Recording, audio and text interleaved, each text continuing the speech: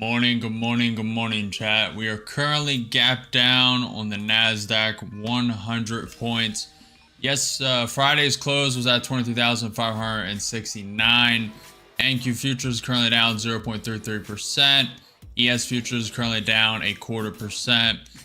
Bitcoin and crypto in general is very down for the day. Bitcoin's currently down 1.5%. Ethereum's down 2.66%. Solana's down 3.9% to start before market open in 5 minutes. XRP is down 2.2%. Doge is down 5%. And it's not looking too good. Bitcoin looks like it wants to drop pretty far. I do have a target for Bitcoin. I think it's going to flush down to the 108s to 106. That's kind of a key level I've been looking for a while now, and just hasn't tapped it even with all these liquidity sweeps. But that's what I'm looking for now. It is a very bearish trend, as well as ETH. Currently I am out of that ETH trade. If you guys kept up with the posts on X and YouTube, you would know I've been out of that since Friday. Got out around here. Very nice. If you missed it, we traded crypto on Friday. There was supposed to be no stream, spontaneous stream. It happened. I double X'd the account, and we are waiting for the next opportunity. I'm unsure. Jerome Powell did signal that he wants to cut rates because the employment rate, the job market is slowing down. So he's going to try and cut it to save the economy, etc., etc. So that is why the market was very bullish on Friday. Waked up, what, 300 points? So we just gotta wait and see. I'm gonna be staring heavily at the watch list today. There's a bunch of key points I'm gonna be looking at. Mainly to the top side, 23,656. To the downside, I'm gonna be looking at this 23,400 to 23,371. Between there, that 30-point range. It also coincides with the NQ 30-minute 200 SMA. There's also a trend line on the NQ 30-minute as well. So I'm going to be heavily watching news today, watching these stock percentages, etc., etc. Good morning. The docket for today: 10 a.m. Trump signing executive orders. 10 a.m. U.S. new home sales. 10:30 a.m. Dallas Fed MFG Bus Index. 11:30 a.m. U.S. 6-month bill. Trump is already talking on Truth Social, by the way. He's his latest thing is, what is going on with South Korea? It seems like a purge or revolution. We can't have that and do business there. 11:30 a.m. 6-month bill, 3-month bill. 12 p.m. Trump greeting South Korean president. And then 3:15, Fed Logan speaking. So there are and is some news. While we have time, we have 2 minutes till market open. Let's do the Asia and Europe synopsis. Get out of the way. Asian market synopsis. Asian shares surged 1.1%, making their strongest gain in nearly 2 weeks, driven by optimism over a potential Fed Reserve rate cut following dovish remarks from Chairman Jerome Powell. Hong Kong's tech stock soared 3.1%, while Shanghai equities rose 0.9%, nearing a 10-year high, boosted by eased home buying restrictions in a Chinese city. However, concerns linger about a trade tariffs and China's property crisis, with some analysts warning of a potential market bubble despite the steady rally. Europe market synopsis. European markets saw a slight decline, while the stocks Europe 600 index dropping about 0.3% after nearing an all-time high on Friday, tempered by lower liquidity due to a UK market holiday. Investor enthusiasm from Powell's dovish comments, which had fueled a strong US market rally, warned slightly as focus shifted to upcoming US inflation data and Nvidia's results. Concerns over tariffs and their impacts on inflation and corporate profits also resurfaced, contributing to a cautious market mood. Again, I'm going to be looking heavily at the stocks to start. Market is open. We're waking up to that trend line. We have the VWAP right there as well, 521. Currently gap down 40 points.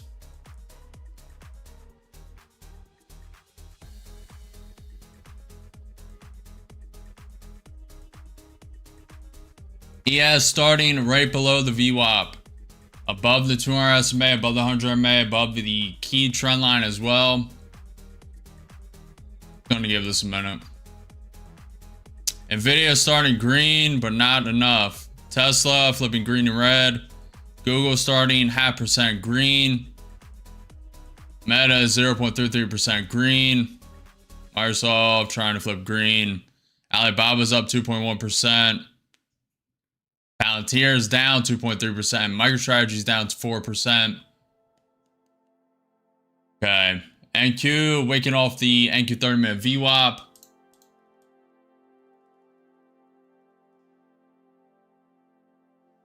Good morning, Good morning.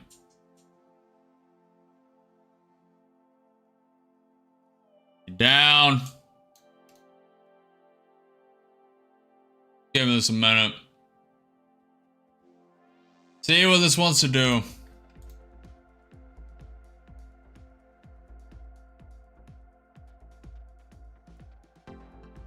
Nvidia is now down 0.22%. Tesla's down 0.7%.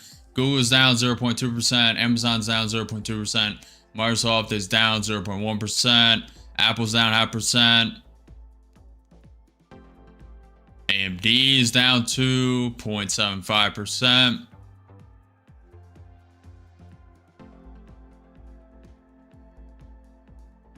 ES is trying to bounce off the 200 SMA, 100 MA.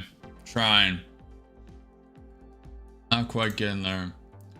We do have a pivot point at 23,454.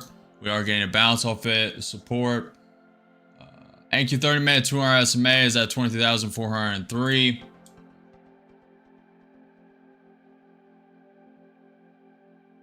morning, Elijah. Good morning. Good evening. Good afternoon, sir. Good afternoon. Jerome Powell did hint that he was going to cut rates due to the employment market in general being weak. So he wants to get ahead of it. So a lot of people are expecting rate cuts, and now I am as well. Coming September 17th, I believe. Good morning, Boost. The Boost. Loving the fresh shaved look, Chris. Appreciate it, Barn. It is a little weird. I'm not going to lie to you. Definitely an adjustment period. ES trying to get below 200 SMA, 100 MA. RSI for the ES 1 minute below that MA, getting below neutral territory as well. Williams R 120-day for the ES 1 minute, also getting in neutral territory. RSI getting below that MA inside the NQ 30 minute. May reject this pivot point. Nvidia is now down 0.3%, 0.7%. Nvidia is down 0.7%. Russell 2000's down 0.45%. The Dow's down 0.15%. ATR is sitting at 12.5. Interesting.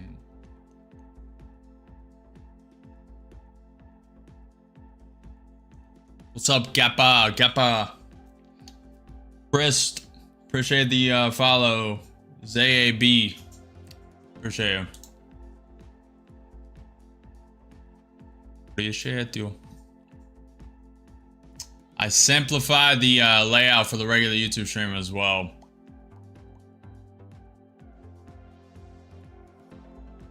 You guys haven't noticed. I'm sure you have. I'm sure.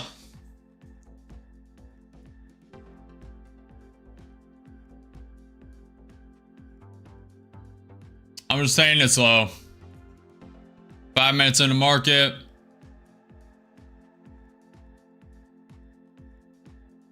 overall a little bullish, but we're just gonna wait for some structure to form or this to wick down to 200 SMA.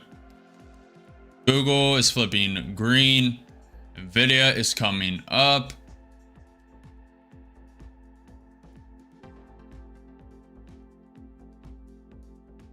Pretty nice wicks to start.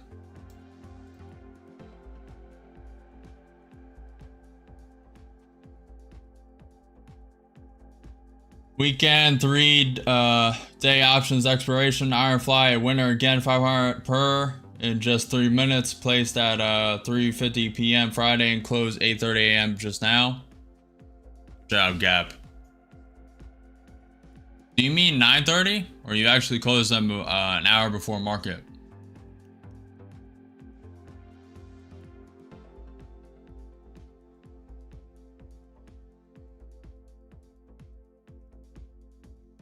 I researched that strategy gap a little bit. I put it through Grok, and it basically said you're looking for no gaps coming Monday, no high volatility, no news that can create gaps. Just you want low volatility and no gaps, and you'll have some windows. Central time? Okay. Exchange name, please. This is Ninja Trader. Ninja Trader. Prop firm accounts connected to Ninja Trader.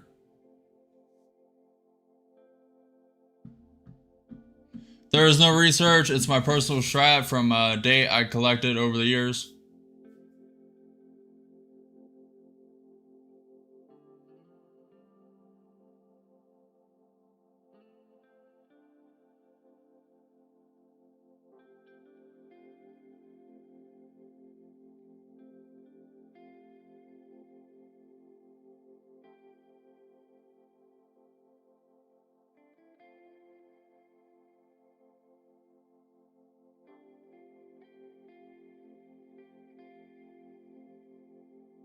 Staying patient.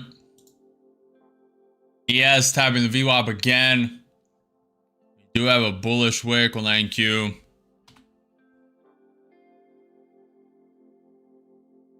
Pretty bullish. RSI breaking above that May. Everything coming up.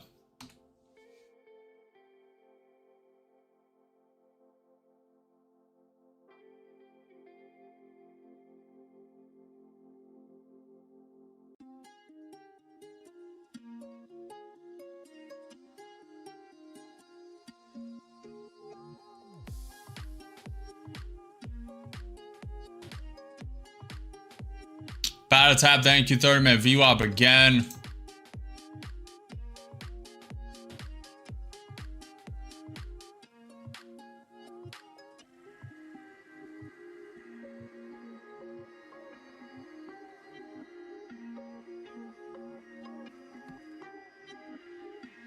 Google is now up 0.5%. Amazon flipping green. Netflix now up 0.85%. ES getting above the VWAP.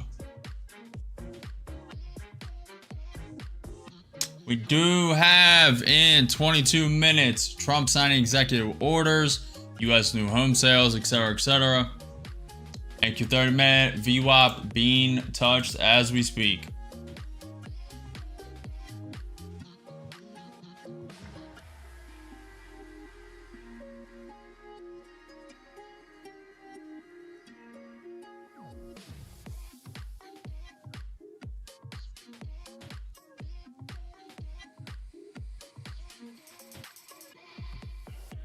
Toro said New York manipulation done. Looking for longs now.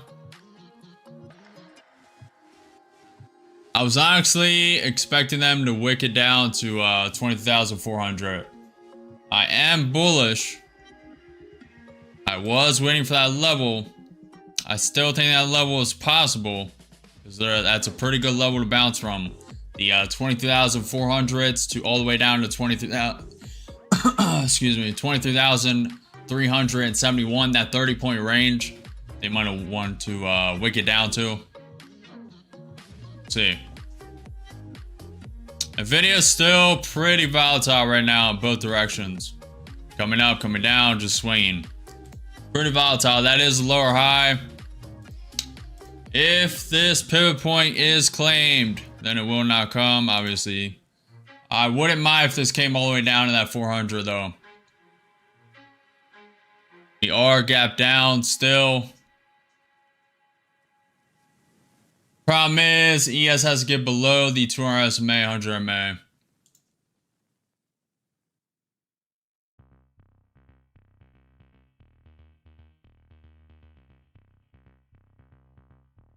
We'll see. It's gonna be hard not joining this.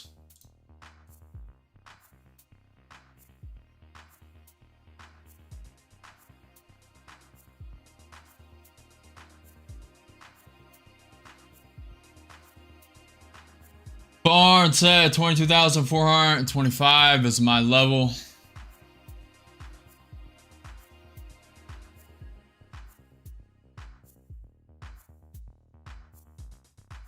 It would really make sense for them to wick it down to this level. It really would.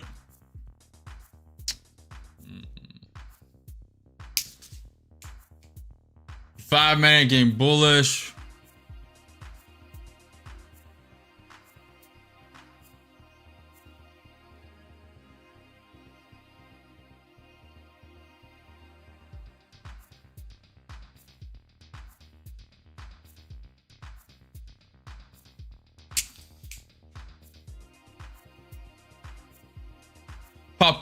Kappa. Speaking of Kappa, where are metals at?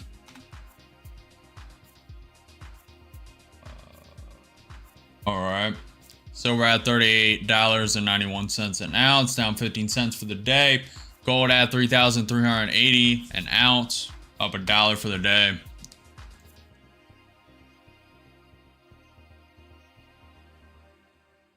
Thank you, 5-minute, 21 MA, hold him. Amazon flipped red again.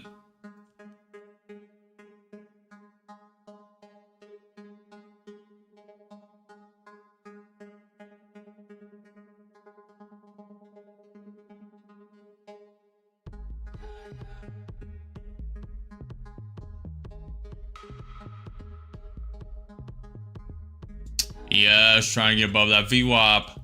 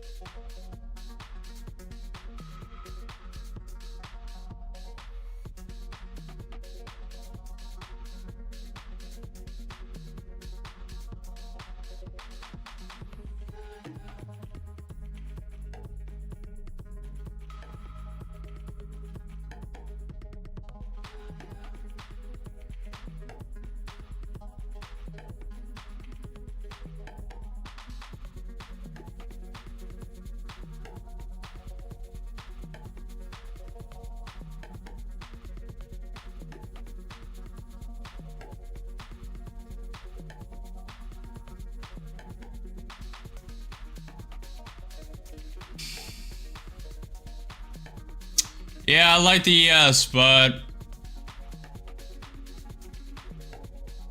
I'm not going to join this here. If it is going to break to the upside before it's happened at 200 SMA, I'm going to wait till it gets above the NQ 30-minute VWAP and that trend line.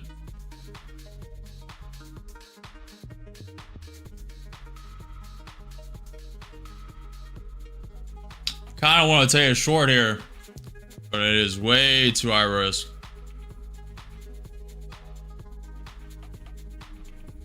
But it is coming down.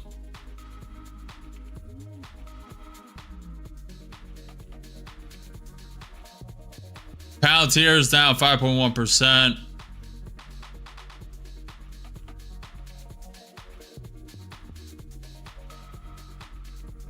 Very interesting.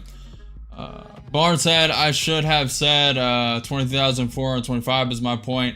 Low point to buy if the candles show a swap.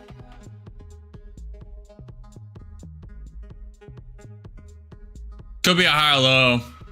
If they stay above that pivot point, we'll see.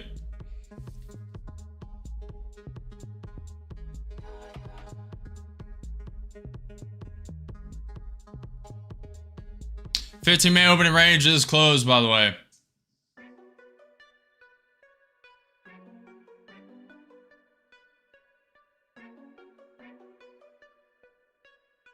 I'm gonna watch very carefully for a double bottom here. Also, rejection of the 15-minute bottom orb.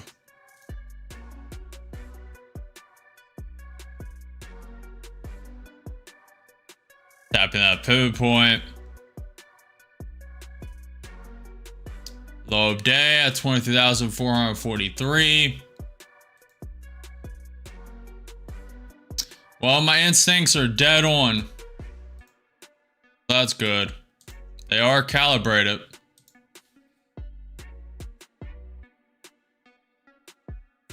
I was dead right with that short. Didn't take action on it though, so it doesn't matter. Volatility just came in. Alright. ES wicking up. Could be a liquidity sweep up, so I'll give it a minute. Percentages just went absolutely insane.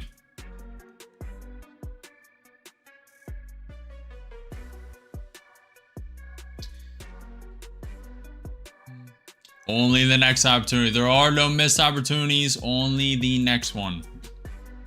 No missed opportunities. Stay patient. Wait for your setup. Hold your conviction. No FOMO, no overtrading. No point.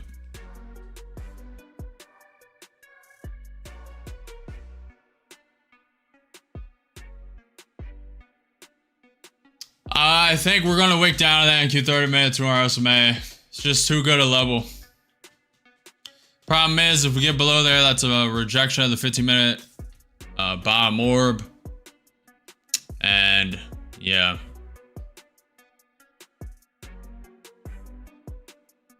I'm not going to take action on it though, just in case. Because Nvidia is trying to come up.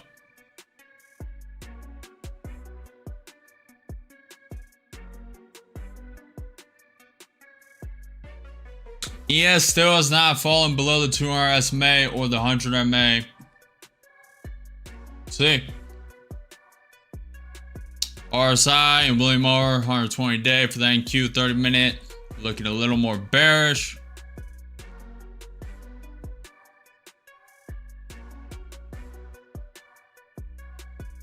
Bitcoin is 2,000 away from my target.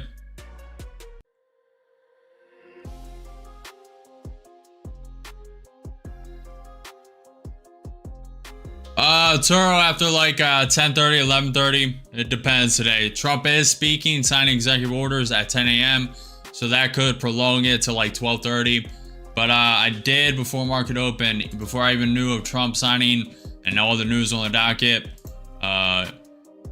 Mondays like today, after high news, news week like last week. You need to understand that there's going to be low volatility. Usually. Not always, but most of the time. You have a volatility spike from open to like 10:30, 11:30, 12:30 if you're lucky. And if there's really good news, you have volatility all throughout. News is king for a reason. Interesting. Well, so far, very boring, just consolidation. There's a 70-point consolidation range. But it is trying to turn green though.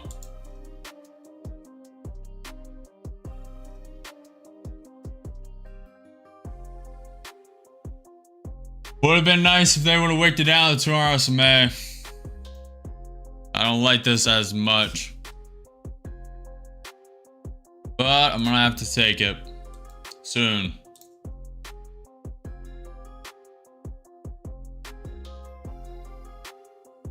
There is nice coil here, nice consolidation on both NQ and ES.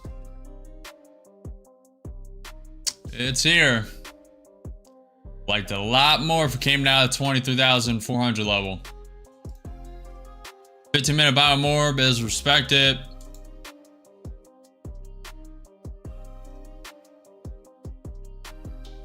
Lots of long wicks on the 5-minute chart.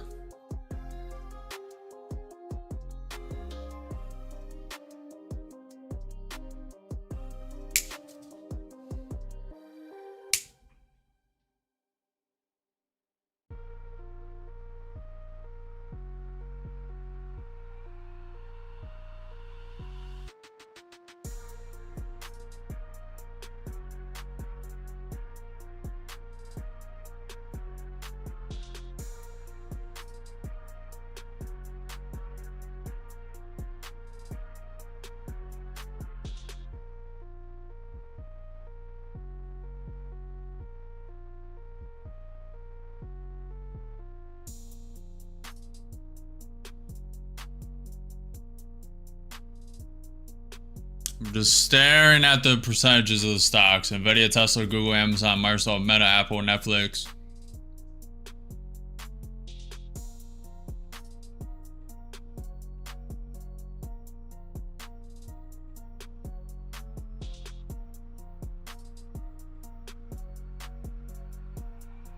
That's a higher low into a lower high, unless this candle can turn.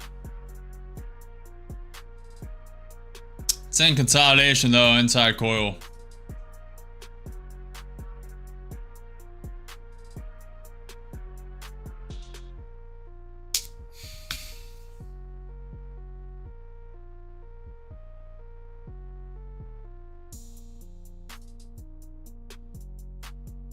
Good morning, happy Monday, appreciate you, Stunner.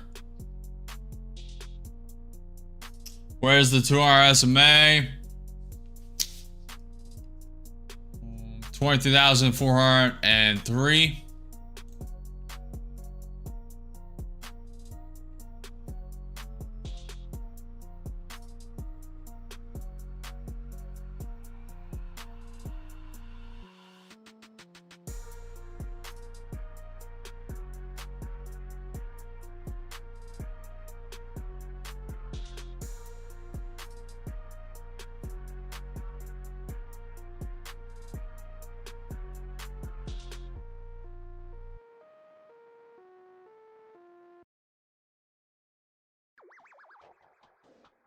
I think they're going to do something weird right here.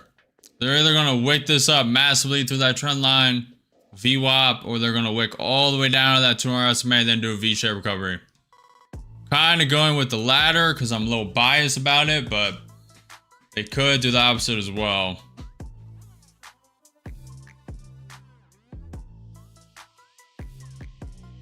I have a feeling a lot of people think this is going up. A lot of people, the herd is betting for this to come up, so they may wick it down, liquidate them, and then go.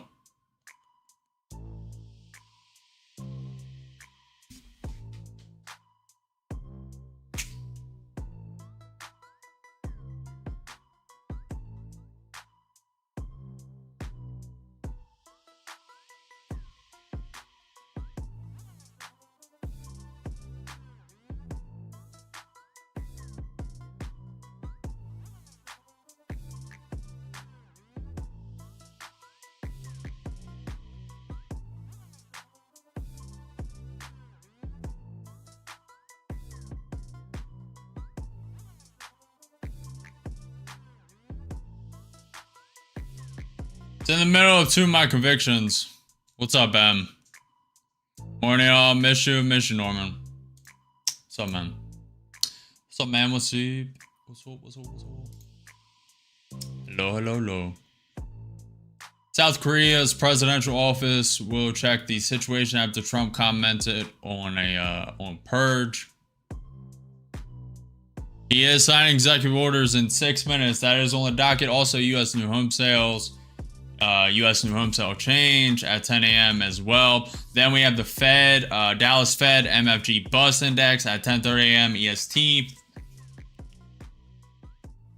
Do have stuff on the docket today.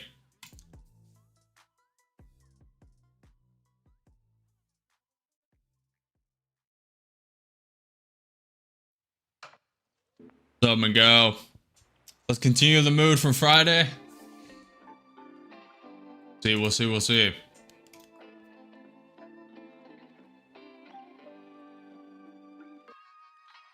there's bullish wicks on NQ5, man. I agree with Barn.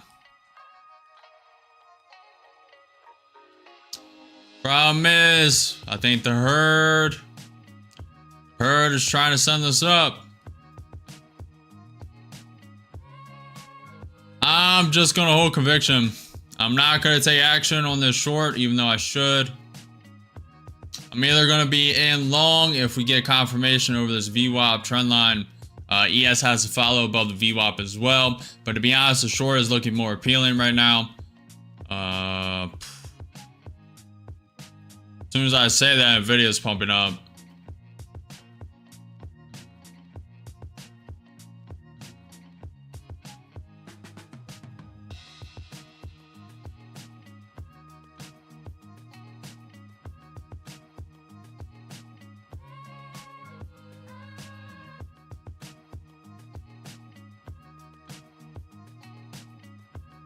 Nvidia's about to flip green.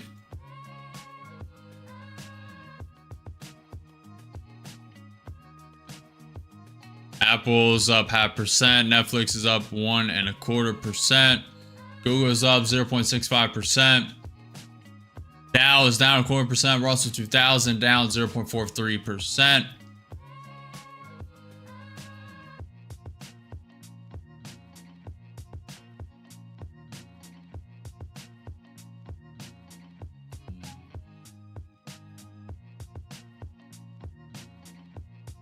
Tapping the NQ 30-minute VWAP. Nvidia is about to turn green.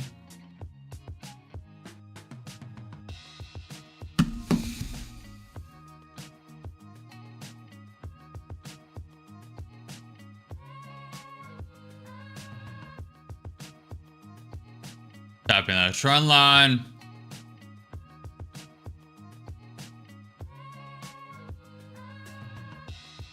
Yes, getting above the VWAP. I'm gonna be honest, there's a lot of bullishness, but I cannot pull the trigger.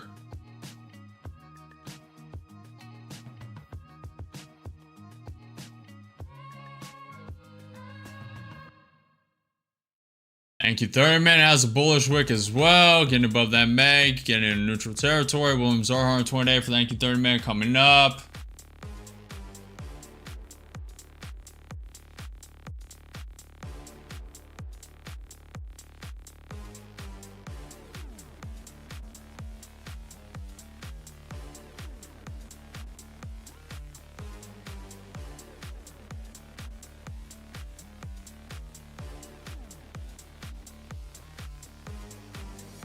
Is there red news today? No. Nope. But there is news in 1 minute and 20 seconds. U.S. new home sales units, home sale change month over month. Also at 10 a.m. as well, Trump signing executive orders. Dallas Fed index at 10:30. U.S. 6-month, 3-month bill at 11:30. 12, Trump greeting South Korean president. 3:15, Fed Logan speaking. Tapping the high 15-minute orb.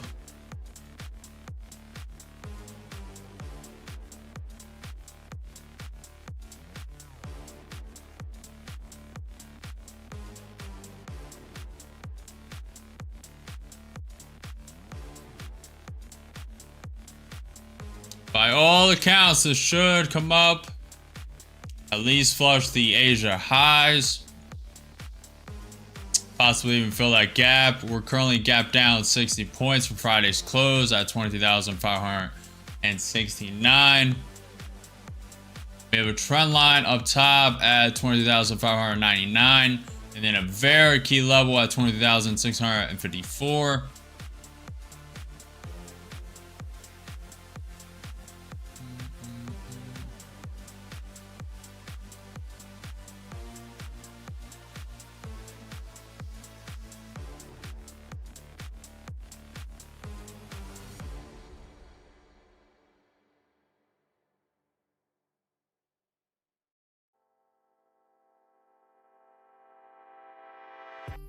Microsoft Meta getting close to flipping green.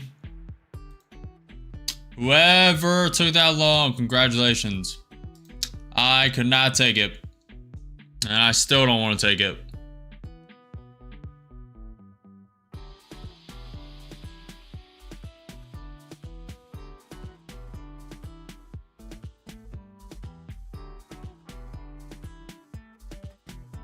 It's not looking good enough. I don't know. Strange. Very strange. To be fair, there is a couple of trades I wanted to take, but I just held off. Nothing too appealing.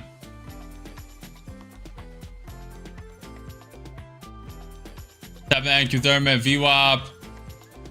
ES flushing below the VWAP. Video still up 0.35%.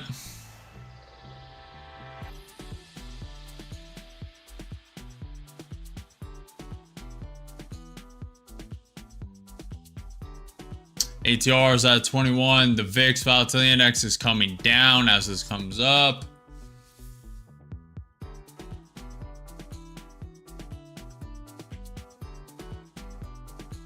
Could be a good opportunity for a short today. May want to run up 100 points to be fair though. Also, really depends what Trump says. He is speaking right now, right?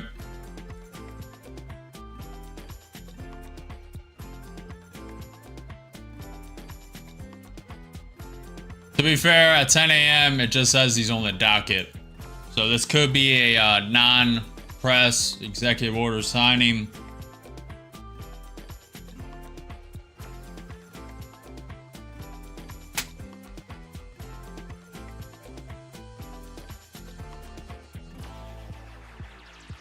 Yeah, I think that's what it is. Or he's late.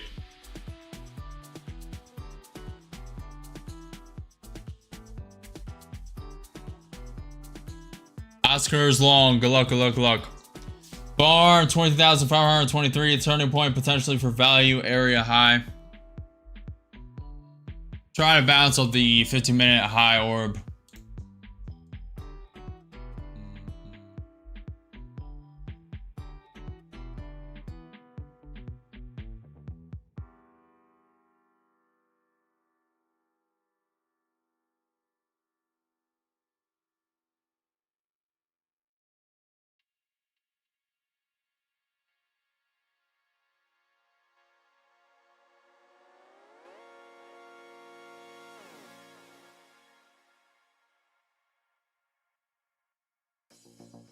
Did break above that NQ 30-minute VWAP, the trend line as well.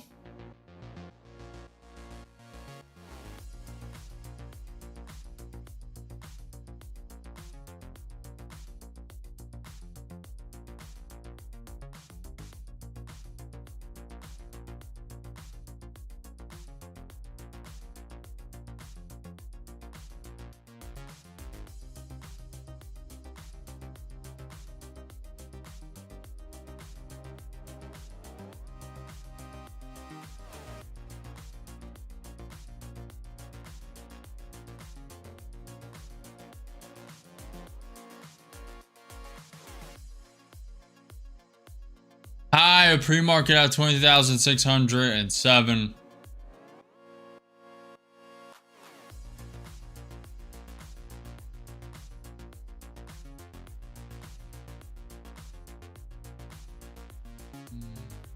We have a pivot point to the upside, 20,586.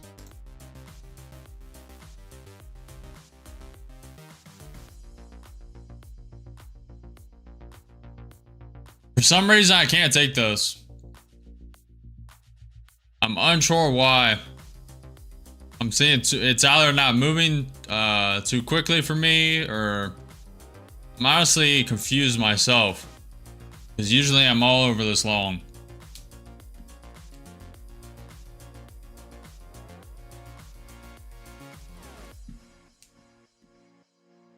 I think the percentages just feel very weak. Like they want to come down. Also, the her wants it to come up.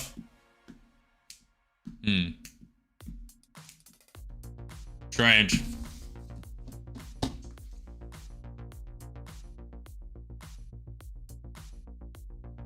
Would you guys vote? Down? Up?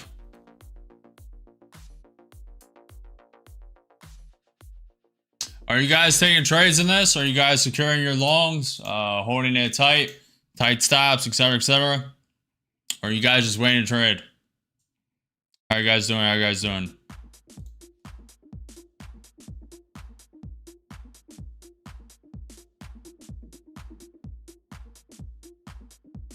I am just sitting on my hands. It's uptime. Should be.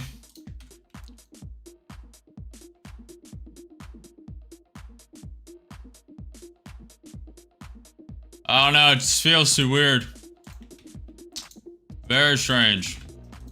Usually I'm all over that long.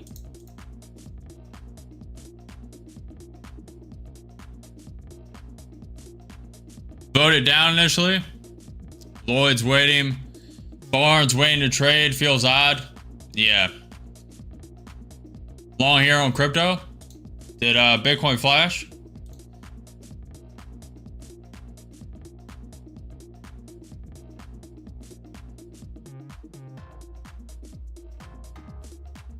I would like Bitcoin to come down to that 108, 106 level.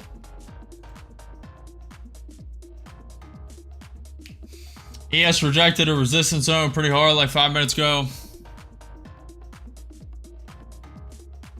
Yeah, this just feels very strange with which is sometimes the best time to take it.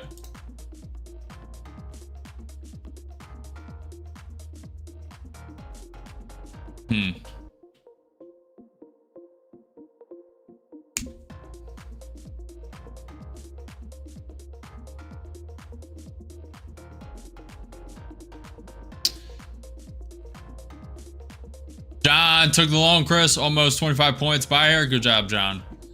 Chaos. I can't make anything of this price action, but relax and watch your stream. Appreciate you, Chaos. As goes along.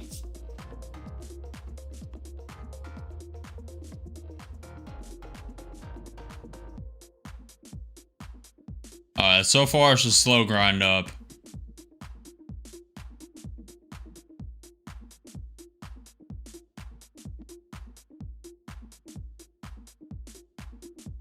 We are 25 points away from filling Friday's gap. Friday's close at 22,569. Constant opportunities to come, especially with Trump news at 12 p.m., etc., etc. So I'm not that worried, but definitely a little weird. Because most of the time, exactly when you want to be in it.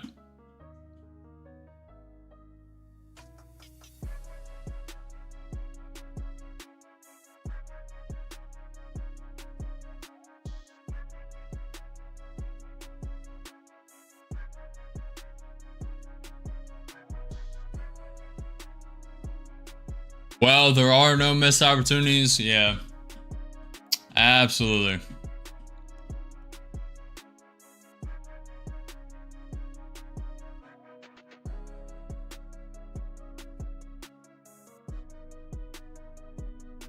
I think the market's just moving too slow for me. Well, I don't want to take it. But this could just continue to grind up. Just low consolidation, low downtrend, up, leg up, consolidation, grind down. Could do that all day today. All the way till 23,652. Kind of what I was expecting, but I wanted to flush down to 23,400, but I don't think we'll do that now, to be fair. 20 points away from flushing Friday's gap.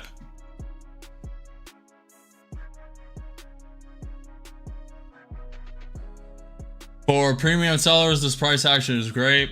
Norman, Chris, I have been holding out, waiting for 443 level. It hit it, Norman. It hit it down here. 20,443. Might have called it. Just let that theta decay and decay.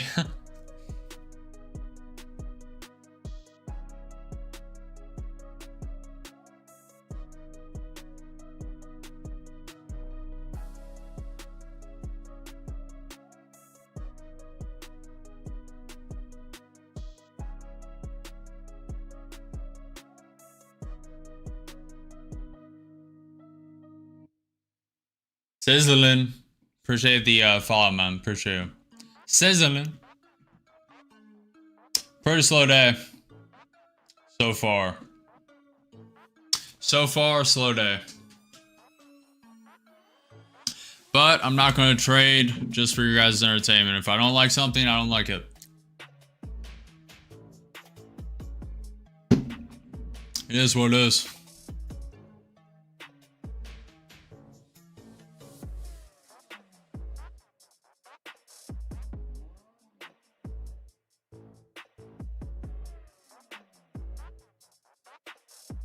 Very weird, because everything is pointing for this thing to go up besides the volatility and just the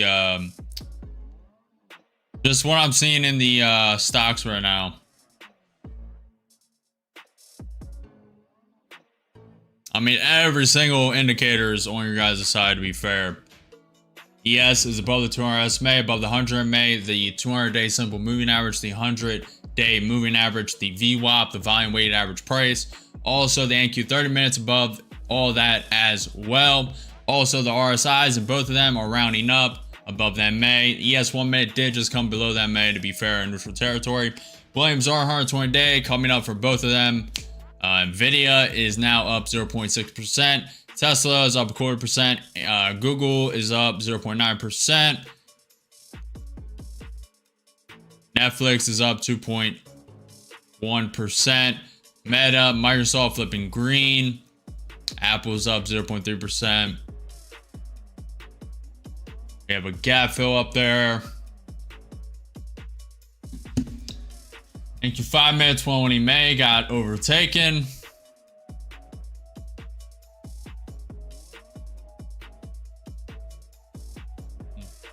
Trump assigning orders. Yep. Wake the F up. I like that name a lot. We also just had news. 10 a.m. news. U.S. new home sales units 0.65 million. Positive. Came in positive. Expected to be 0.63 million. U.S. new home sale change month over month. Low negative 0.6%. Negative 0.6%. Expected to be 0.5%. 0.5%. Next up is the Dallas Fed in, what was that, 17 minutes, 10:30 a.m. Dallas Fed MFG bus index. After that, U.S. 6-month bill, 3-month bill. Then at 12 p.m., Trump greeting South Korean president.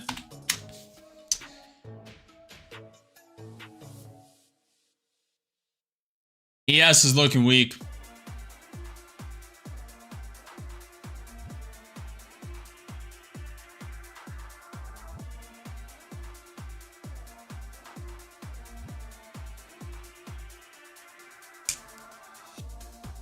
This very well could be a leg up. Consolidation just like that. Another leg up. Consolidation. Another leg up. All the way to this 22,653 level.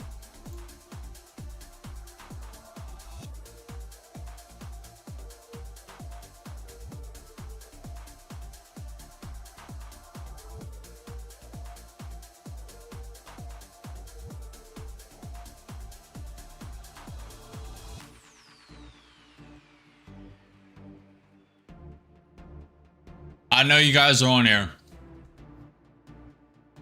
I'm not going to take a trade for a little bit in the NQ anyway. I don't like it. But we are going to check out crypto just in case I like something. Double bottom, could long here. I'm not going to. What's he doing?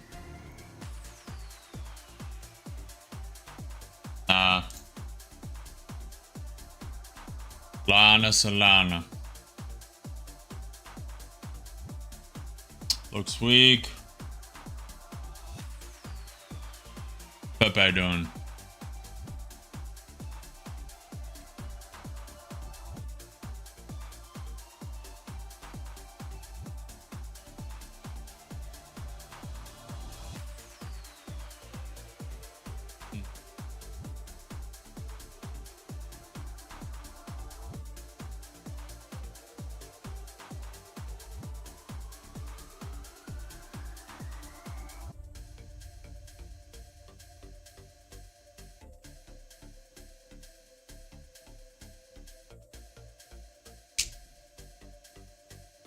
Hashtag where the stash? No stash Monday. I just need to change pace. It'll most likely be coming back. I do like myself with face wear, but sometimes I like a just a different change of pace.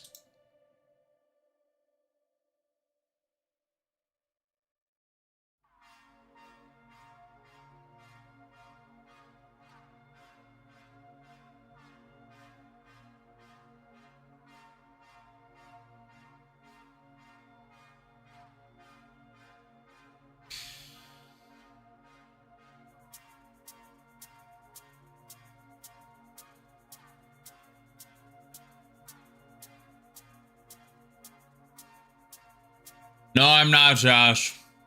Are you guys in any trades right now? I believe we have a couple people in. I could not pull the trigger. And I still don't want to pull the trigger. Shoot to shoot. Snipers wait to shoot.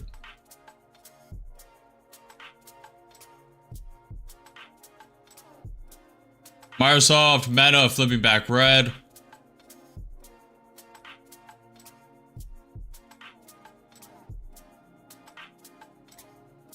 John's flat right now.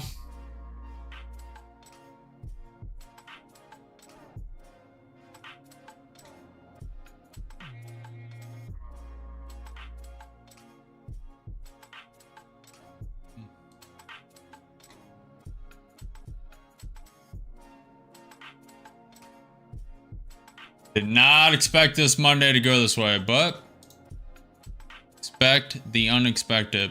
Chaos in the mind, still sitting in my on my hands, since open. Josh thought on Bitcoin up to 1300 from here. Yeah, ideally it would flush down to 108, 106,000. But BlackRock and them may be done manipulating the markets a little bit. The exchanges, Coinbase, etc., might be done liquidating some long leverage positions. But hopefully they're not, and it wicks down 108, 106 before takeoff. I am eyeing. It's getting closer and closer to altcoin season. It's getting closer and closer.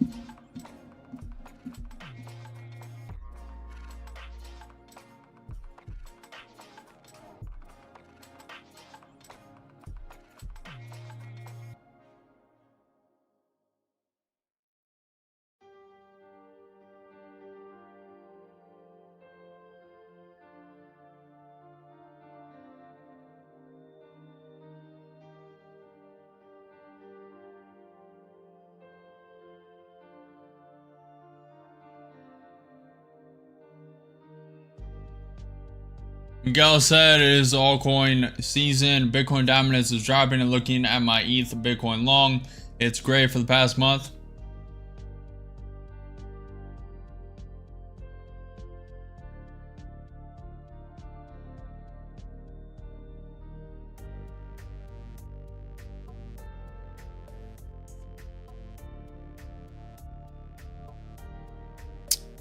Just wait and see.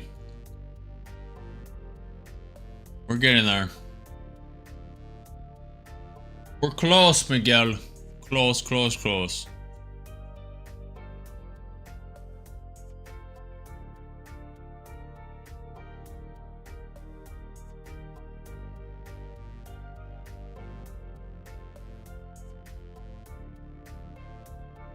What's the fear and greed index at?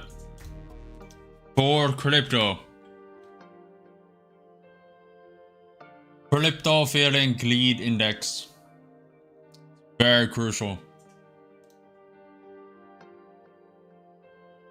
50?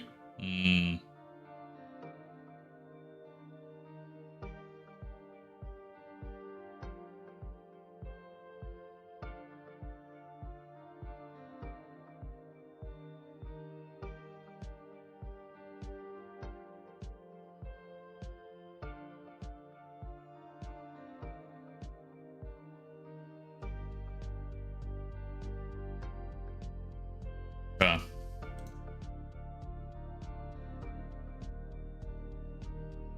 Crypto fear and greed index 47 out of 100 neutral, even though crypto it just said 50.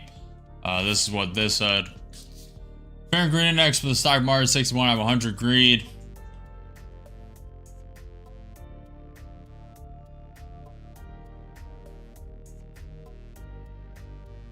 Shout out to whoever took that long.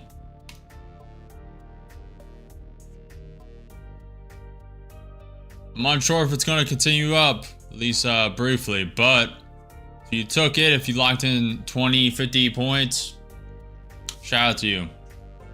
I could not take it, even though every single indicator I have was telling it to go up. The main one I use, stock percentages, I watched them, just was not good enough. Also, a lot of people are betting for this to come up. The herd is betting for this to come up.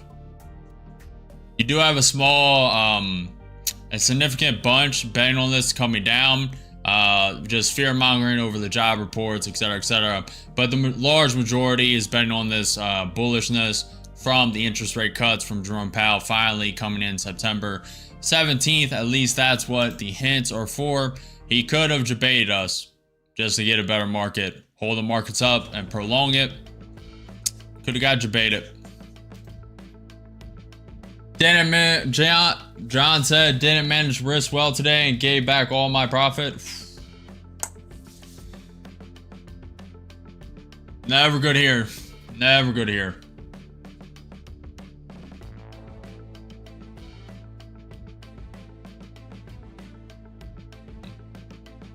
I don't think we've ever had a day where I haven't taken a trade. Maybe a first for everything. Nah, there'll be opportunities.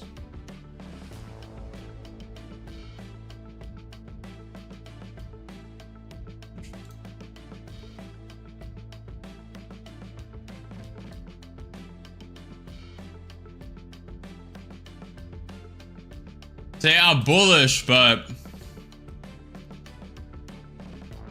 can't join it.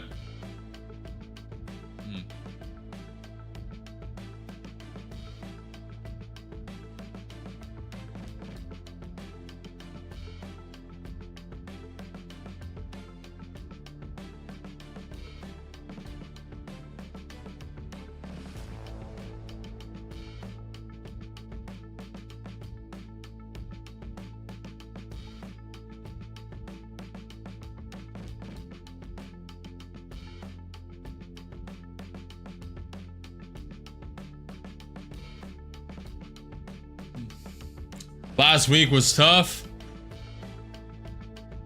Yes, it was. Thankfully, it ended on a very good note for me personally.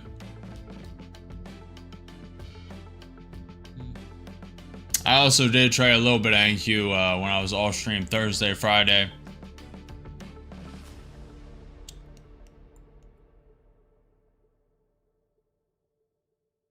Good morning, Funny. Good morning. You look at the, I look at the VIX. Josh, I look at the volatility index. It's currently at 14.62. up 2.89% today. ES coming below the VWAP again. Strange.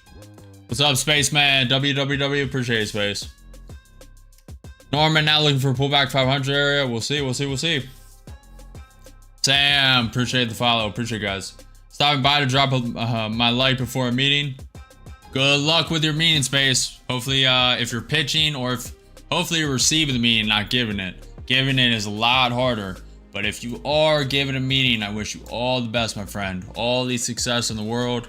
Thank you for stopping by. Thank you for joining. Stopping by to see the synopsis for today.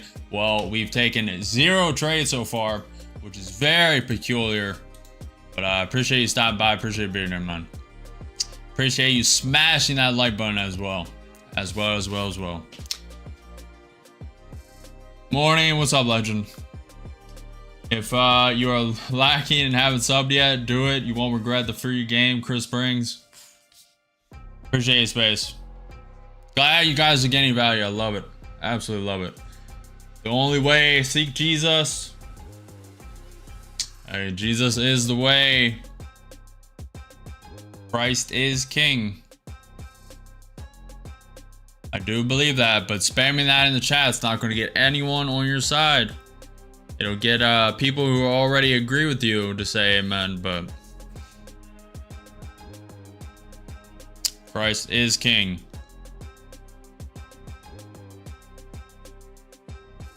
Morning, legend. Legends in the building.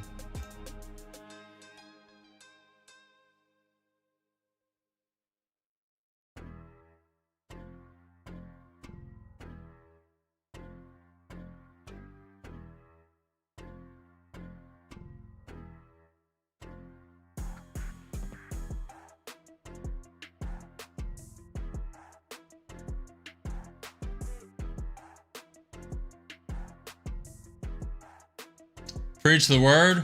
The only way, I don't like shoving my beliefs and my faith in front of people. That's kind of just for me.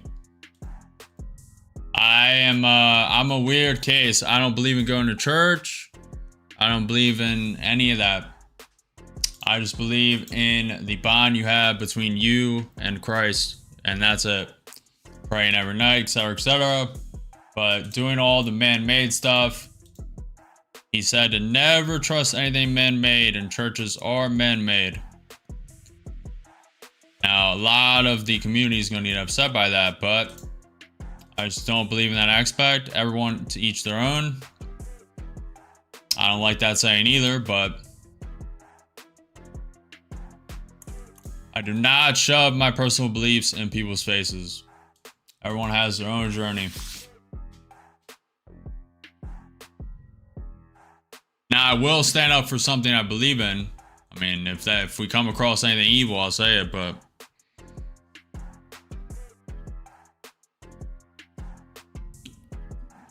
plus also, I'm not fully studied.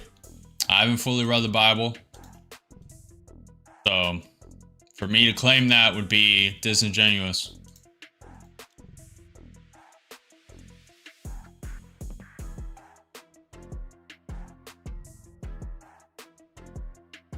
Josh said it is worth looking at the volume tools like the order book and the DOM.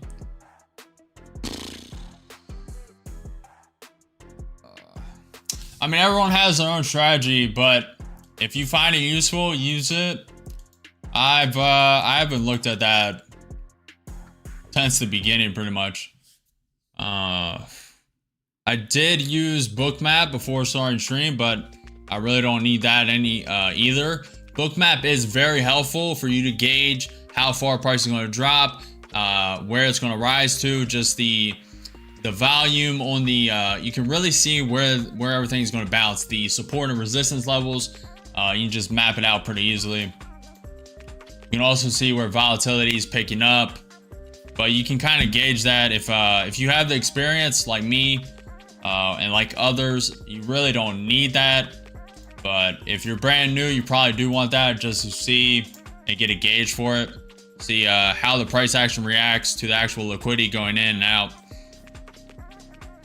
But I really don't need that at this point. I can kind of gauge that just from the candles. Speed of the candles, volatility, using ATR, VIX, watching the percentages on the chart, the Nvidia, Tesla, Google, Amazon, etc.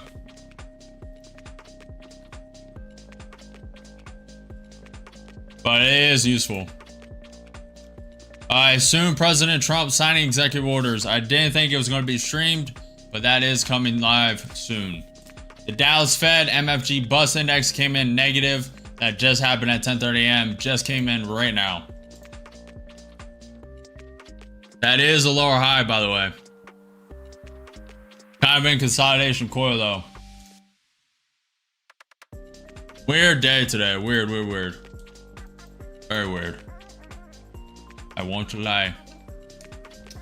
I won't lie to you. We're almost at 7,200 subscribers, by the way. Then we could hit 8K this week. It would, we definitely have to stop doing what we're doing today, though.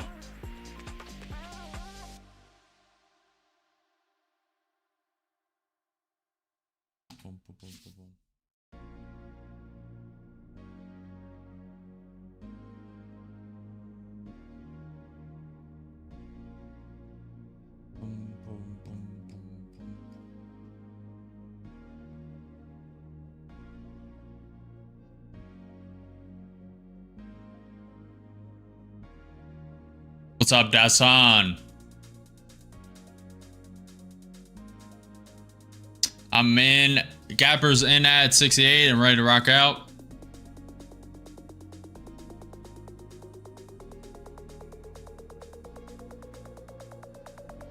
Legends Killer is better name for you.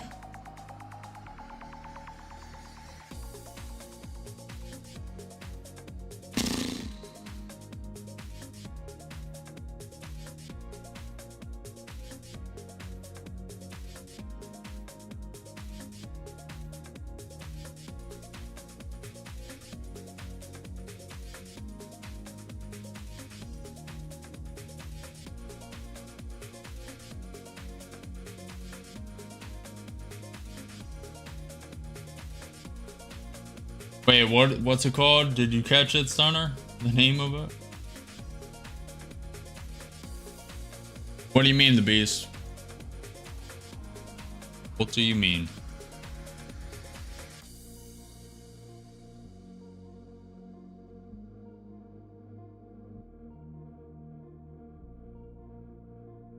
Josh, I am looking at everything you can possibly imagine.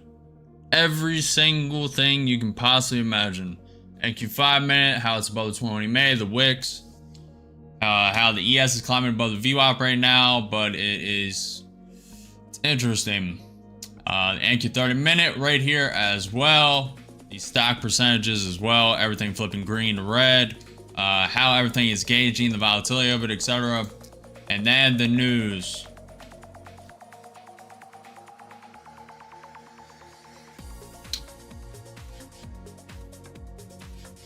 I'll be in with one.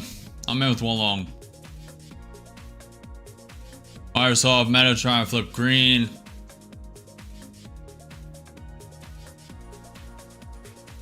Nvidia is trying to pump up. ES is above the VWAP. Don't fully love it. I'm only going to be holding this for max 20 points. Max. Absolute max. Down 100, down 150, one contract long.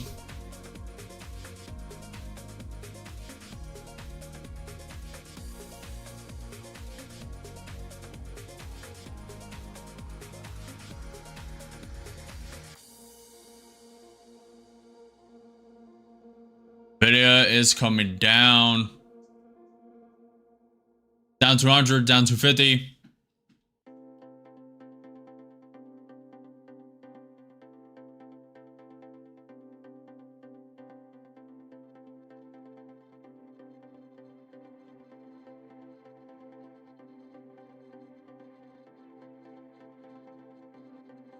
They may want a liquidity sweep to the downside first.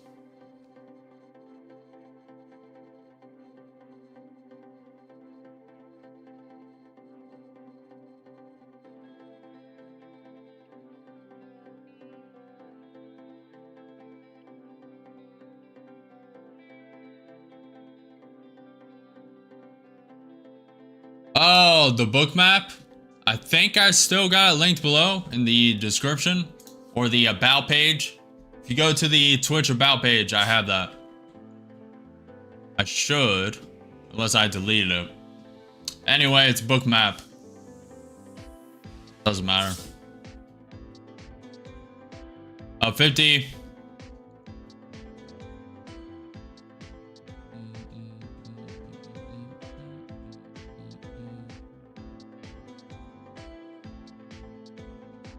Don't fully love this, but sure. Down 30, down 40, down 70.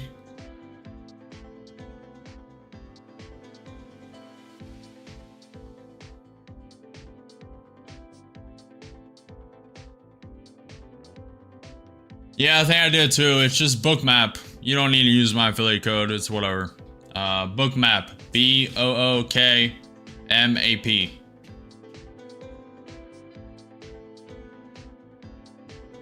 Up 100. Up 120. Up 200. We're getting a volatility spike. That could have been liquidity. Sweep percent is lower. I will watch out for that.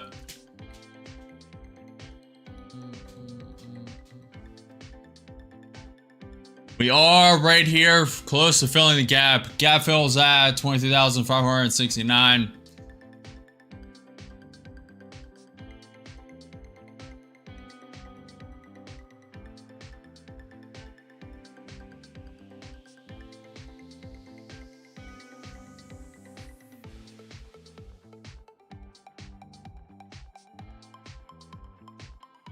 Looking for another spike up.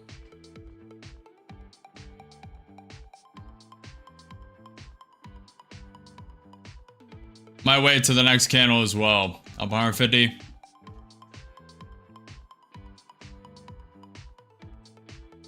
You look 17, good.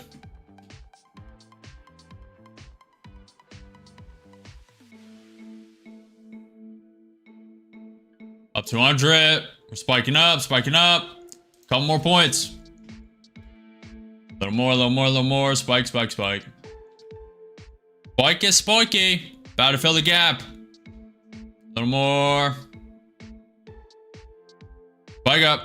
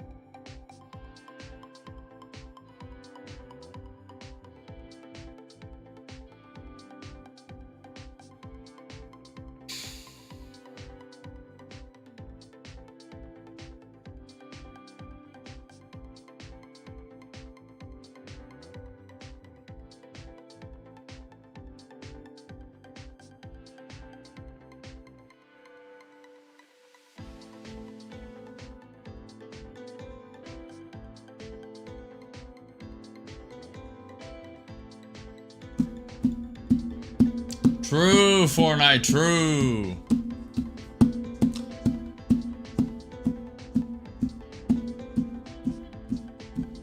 But before it dumps it lower, flush the pre-market high, please.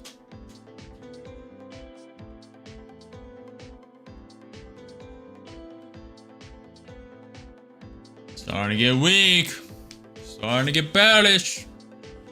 Only a little bit though. Yes, it's still above the VWAP, etc.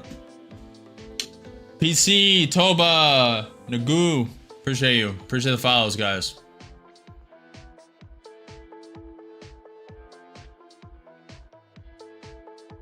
And Catharman is getting a little bearish. Could pop up into this trend line to be fair. All I want is 20 points. Should not have been stubborn. Should have just claimed it.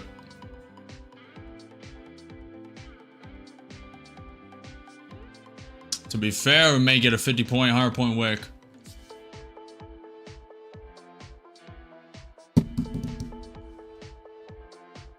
We're probably going to come all the way down to the NQ 5 minutes when we may.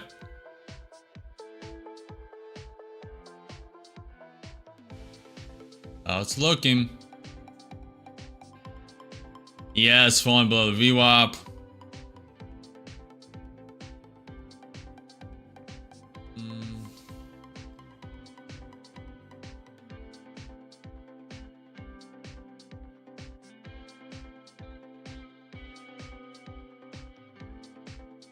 I'm cutting it. I don't care. Negative 245. Today is straight garbage. At least for me.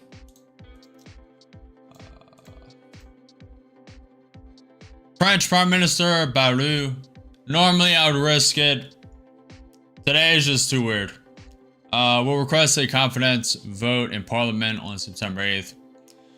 We'll come back another day and win. I'm not worried about it.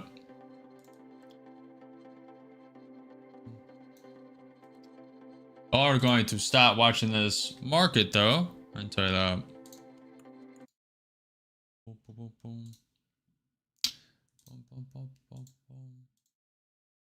Just so you guys know, before we go into watching news, let's go here. Here. So what I was betting on today, let's go to the 4-hour chart. Here.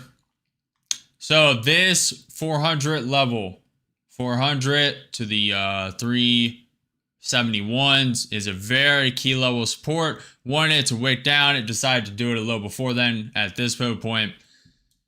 Classic. We have this trend line up here as well. We'll zoom in a bit. But this is the high key level. Very key level. If it gets above this, it's very bullish. If it taps it, rejects, we're probably coming a lot lower. 23,654. But it has to get above this trend line. And this gap fill, this Friday's close, 23,549.69. But it has to get above this trend line first as well, 20,594. Boom. This market's just not good enough for me to trade it. So we will watch news. Possibly with Trump. Trump signing executive orders. Let's look on that. Possibly with Trump, this will wake up. But I'm not gonna trade this only to get 10 points. Not worth it for me.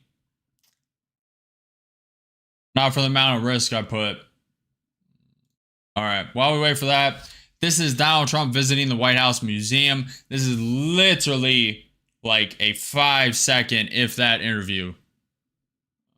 5-minute, excuse me, 5-second.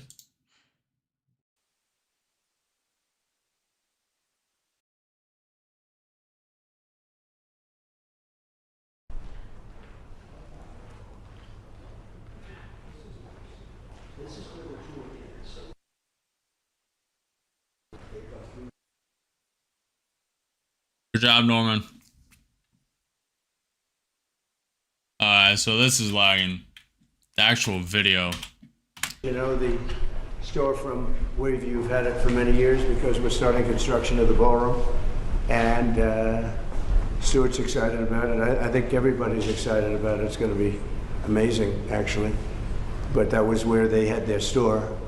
So we had to move them out, and we're going to find them another location over there. But this is the store that recently opened. Stuart, would you like to say anything about the store? Well, we're so excited to have the president here to look at the gift shop. And we have this one. He bought, dump it, true. Which currency? Which currency? This is not Forex. I don't know how people keep thinking this is Forex. This is NQ futures, the Nasdaq future indices. US Nasdaq future indices. Still learning trading. Is that a liquidity run or stop run to the upside and now a move down is likely? The volatility did spike up briefly there for a minute to the upside before it tapped the gap fill. So you could call that a liquidity sweep of the highs and then send this down. It's probably going to start downtrending now, but call whatever you want. Norman made $100, stepped up size, 2 micros, living dangerously. Good job, Norm. Market feels sluggish. Yep. Josh, it's about collecting the money. Appreciate him a lot. Man, why do you use MA? Man, why do you write that comment? Wonderful People's House gallery, so that while the White House is closed for tours for this wonderful ballroom. To be fair, that was probably an innocent question. I use MA just to gauge the trend lines, also their key level bounces. So the market loves to bounce off this 200 SMA and reject as well. So support bounce, boom, boom, boom, boom, fell right through it. A little hesitation though. You can see the bounce of 30 points. I can zoom in. So it wicked through it. It also probably struggled here. This is the NQ 30-minute chart. So 30-minute, one candle equals 30 minutes. So then you see it's consolidating, trying to reject, full reject, now bounce, a little above it, reject again. So they are key level bounces as well. Bounce off the 100 MA, consolidation around it. It's just indicators. You use enough indicators to get a probability increase. And statistical edge, you need every single thing you can to get a statistical edge over the market. Every single thing you can use. News is king though. News is king for a reason, but knowing where to buy, when to buy, how to buy. To be built. We have this 33,000 square foot experience open 7 days a week, free to the public. So until that's built and reopened, we're happy to welcome everyone here, and so honored and happy that you came over today. And you do a great job. He's been here a long time, and we have a lot of things in common. We love the White House, right? I love that, and history. And we're doing some very detailed renovations, fixing things that are broken, fixing floors that are cracked up and not good anymore. And in many cases, they were done in the 50s and 60s and 70s.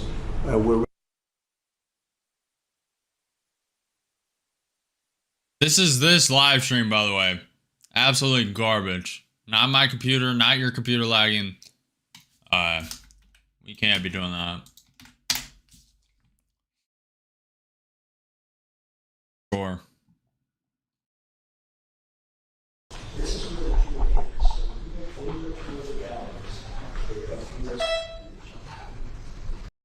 We're happy to welcome everyone here. So honored and happy that you came over today. And you do a great job. He's been here a long time. And we have a lot of things in common. We love the White House, right? And we're doing some very detailed renovations, fixing things that are broken, fixing floors that are cracked up and not good anymore. And in many cases, they were done in the 50s and 60s and 70s. We're redoing the Lincoln bathroom, which was Art Deco. Lincoln didn't have Art Deco. That was Harry Truman days. It was a long time ago. I think it was Harry Truman that did it. But it's we're making it actually incredible. That'll be done in about a week, 2 weeks. We're making some great improvements in the White House. We're doing it with the money that I give, the salary that I give, in addition. I wish it was only the salary. Okay, that'd be nice. It was only the salary, but and the ballroom, as you know, is being donated. It's going to be a couple $100 million at least, and it's going to be something. There won't be anything like it anywhere. We're also looking at doing something with the executive office building because it's such a beautiful building, but it doesn't look it. It's one of the most beautiful buildings anywhere in Washington. What do you guys think of Trump's health declining?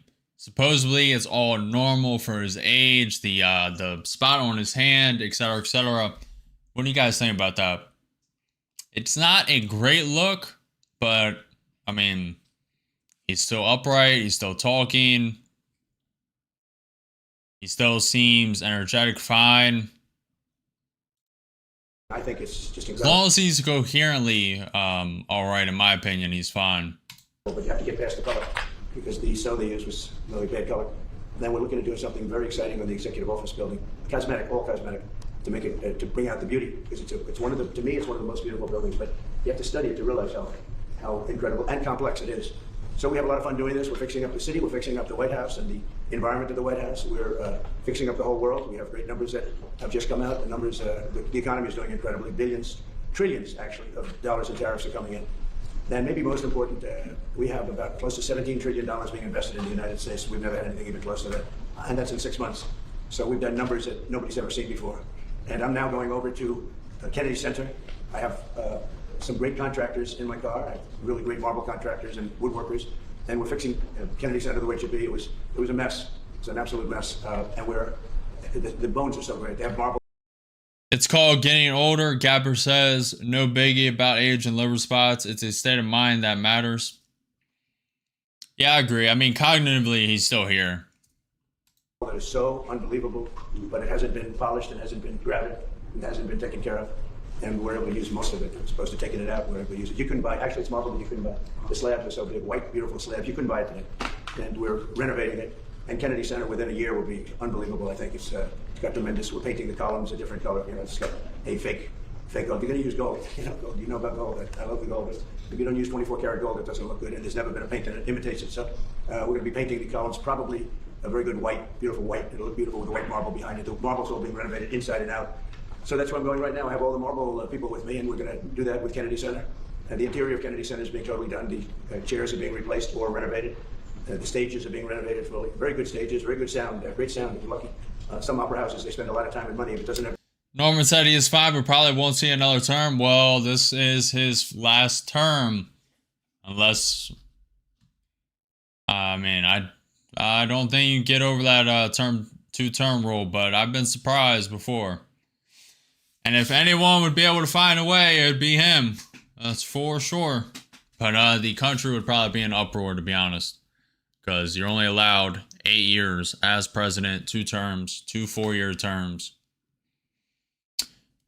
I believe there's like certain situations, possibly in times of war, etc., etc. Good sound. It's like you're born a certain way. If an opera house opens up and it doesn't have good sound, you never make it good. They try. They've tried. In New York, they had a problem, and they rip it apart every 5 years and try to make it good. But if it doesn't work, it doesn't work. This one, the Kennedy Center has phenomenal sound. It's one of the big advantages. So we're going to make that fantastic. We have a great board of close to 40 people, and they're in love with it. They've made great contributions for it. And we'll have that, I think, within a year. The Kennedy Center will be finished. We have the awards coming up in December. We have great people being awarded. Sylvester Stallone and KISS, which is very unusual. KISS, they don't do that, but they do it here.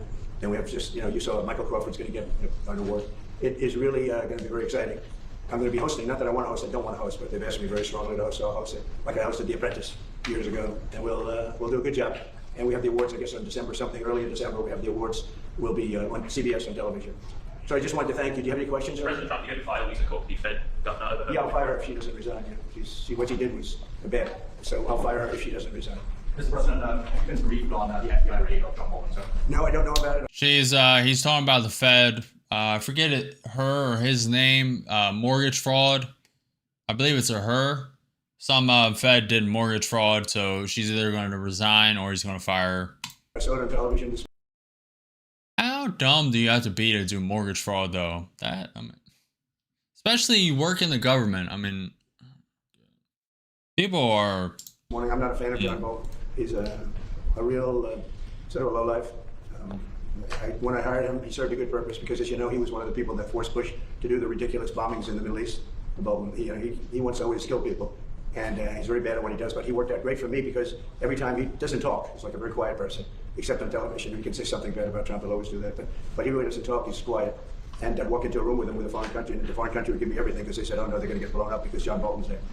He's not a smart guy, but he could be a very unpatriotic guy. I mean, we're going to find out. I know nothing about it. I just saw it this morning. They did a raid. Do you expect the DOJ to brief you on this? Yeah, they'll brief me. Probably today sometime. And for Mr. I don't want to tell Pam and I'll tell the group. I don't want to know about it. Just you have to do what you have to do. I don't want to know about it. It's not necessary. I couldn't know about it. I could be the one starting it. I'm actually the chief law enforcement officer. But I feel that it's better this way.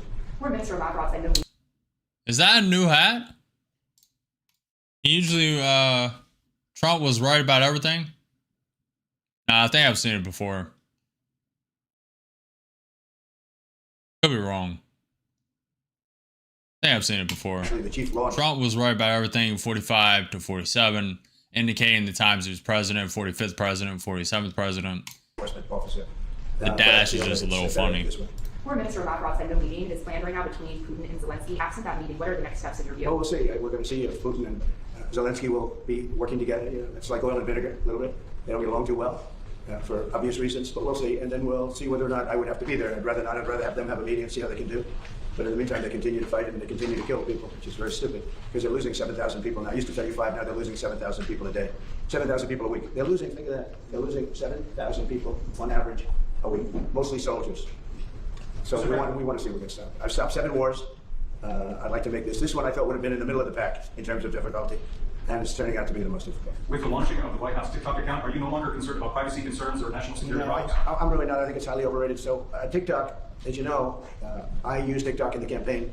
Somebody gave me, we had TikTok Jack, a young guy named TikTok Jack, Then I won the young people by 36 points. Like, no Republican ever wins the young people, and I won it by a lot. And I'm a fan of TikTok.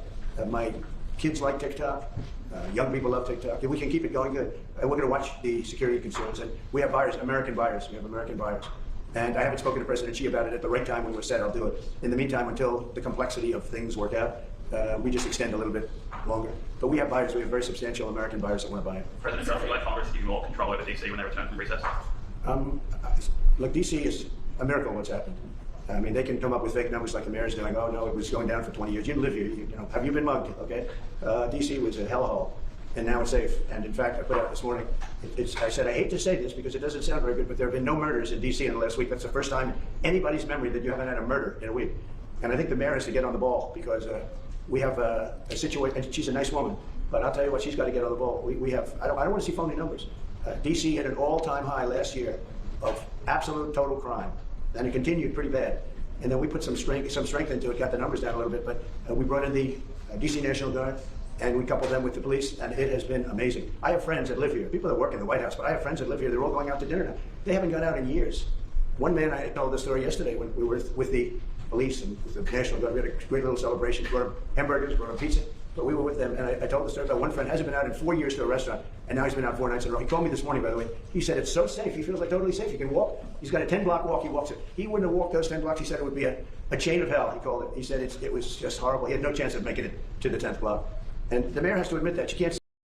I've already asked you guys multiple times how you guys feel about the Washington, D.C., like him making it safe again by deploying the National Guard, etc. But supposedly now they're walking around with weapons.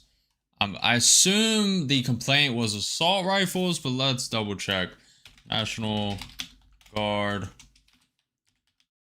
Push.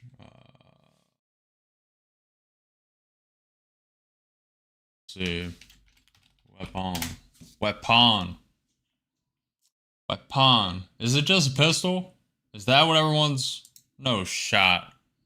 Everyone's literally complaining about a pistol? No shot. No shot. National Guard troops in Washington, D.C. begin carrying weapons. Okay, just like any other police officer carrying a pistol. Why is there uproar about this? So just like the police, does anyone have any idea why anyone would be mad that the National Guard trained soldiers are carrying a sidearm just like any regular police officer to stop any violent crime, you know, protect the public safety, etc., etc.? I mean, how is this an issue? The only reason I even looked at this is because I figured they were like outraged all over Twitter. Like people were going ballistic. I also saw some news headlines saying National Guard now. Well, you can take this. AOL, National Guard troops in Washington, D.C. began carrying weapons. So I figured they were at least like strapping to their back assault rifles or something like that. I'd assume maybe they were carrying fully automatic because military, but it's pistol. That's exactly my sentiments. Exactly my sentiments. That is, all right, that's a nothing burger right there. Say it was just like it hasn't been clean. Now it's going to be clean. I'm giving out a contract very soon. Susie's with me. We're going to be raising about $2 billion from Congress. Congress is happy to do it, and we're going to spend the money we're doing with Clark Construction. We're going to head out right from the Capitol and the White House, and if you look at a circle and go about 3 miles out, it's going to be beautiful. All those light poles, you see the poles there. They're rusting, and they got different lenses on top. If you look, I mean, just looking at so many different problems. And we're going to have this place beautified within a period of 12 months. The streets are going to be retopped, not ripped up and rebuilt, and they're no good after they rebuild them because they start settling. We're going to take off the asphalt and put beautiful, well-done asphalt. You know, if you have a good asphalt worker, it's the greatest thing you can have, but there aren't too many of them. But I know all the good contractors. So this place will be beautified within. Dude. That is such an understatement, man. The road crews do not care. They cut one hole in the road and then they patch over it and don't care. And then that one little like 6x6 patch, 10x10 patch in the road has like 6 different humps on 20 different angles on 20 different axes. I mean, they do such a horrendous job.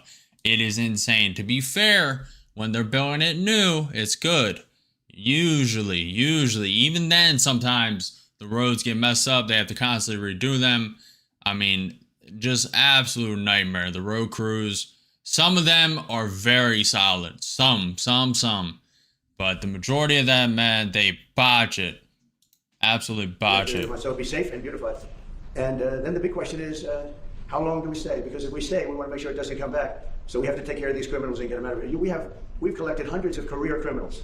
These are career criminals. You're not going to teach them to be nice. That's true, Wake. Probably born that way. I don't know. But they're career criminals. They're very, very dangerous people. They would love to be with you for a little while and slap you around. But I put my money on this guy. He'd take down. You take them down so quickly. He said, I don't want any part of it. No, people don't want to be that. And we have over 1,000 arrests. We're taking career criminals off the streets. It's my ambition that when we're complete, we can take everybody out and you have a great capital. But people are so happy, and I don't know where they get the polls. I see polls that they're 90% in favor of what I'm doing, and then you turn to CNN, which is fake news and nobody watches it, or MSDNC, they changed, MSNBC, they changed their name now because they were so bad.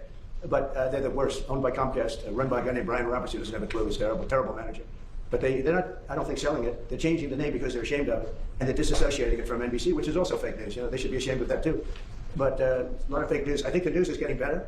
They're learning that they have no credibility. ABC, CBS was just sold to a great person that I know very well. A great man, actually, just bought CBS, and I think he's going to do the right thing with it. NBC is run terribly by Comcast. I call it Comcast because it's a whole con.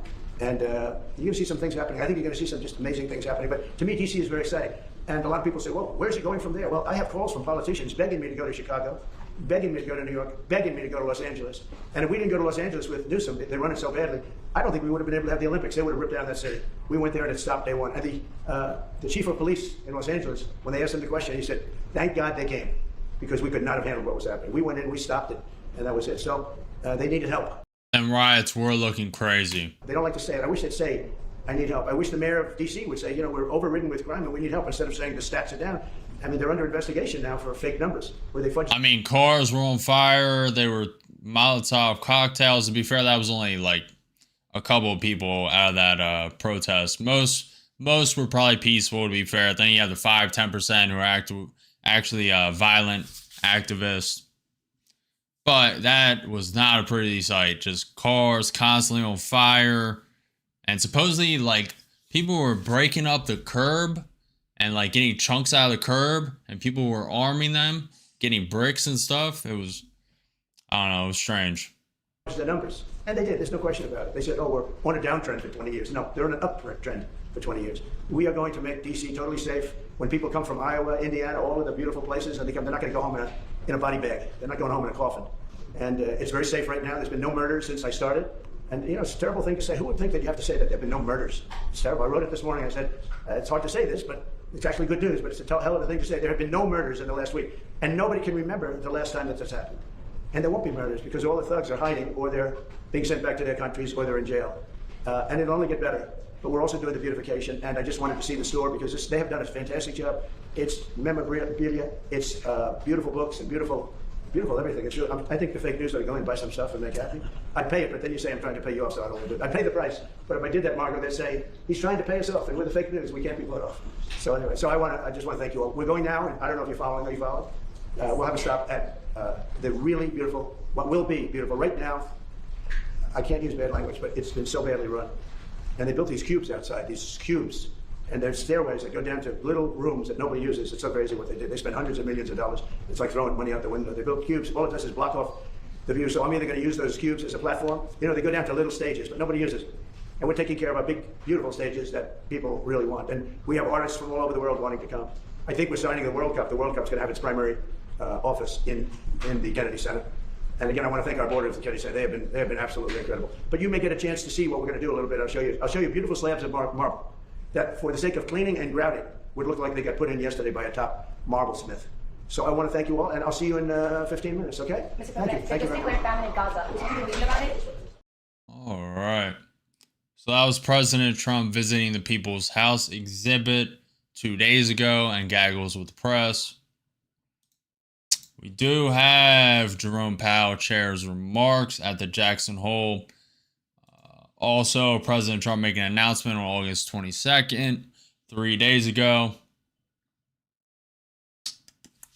Market is about to hit this pivot point up top, 23,586. Pre-market high is at 23,607.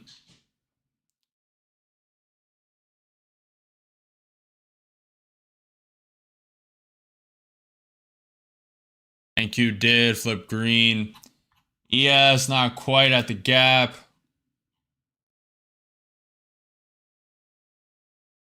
Nvidia is now up 1.32%. Tesla flipping green, barely.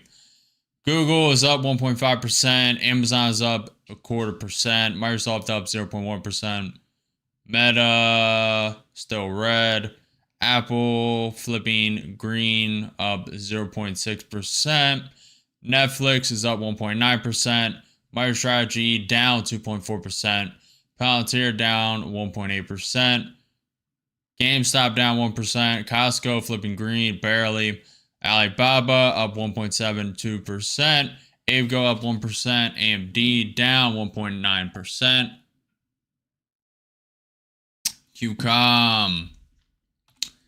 QCOM is down 1.14%. Adobe is up 0.3%. Voyager Technologies is down 1.8%. Robinhood is down 0.8%. Bitcoin down 1%. Ethereum is down 2.7%. Solana is down 3.75%. XRP is down 1.85%. Doge is down 5% still.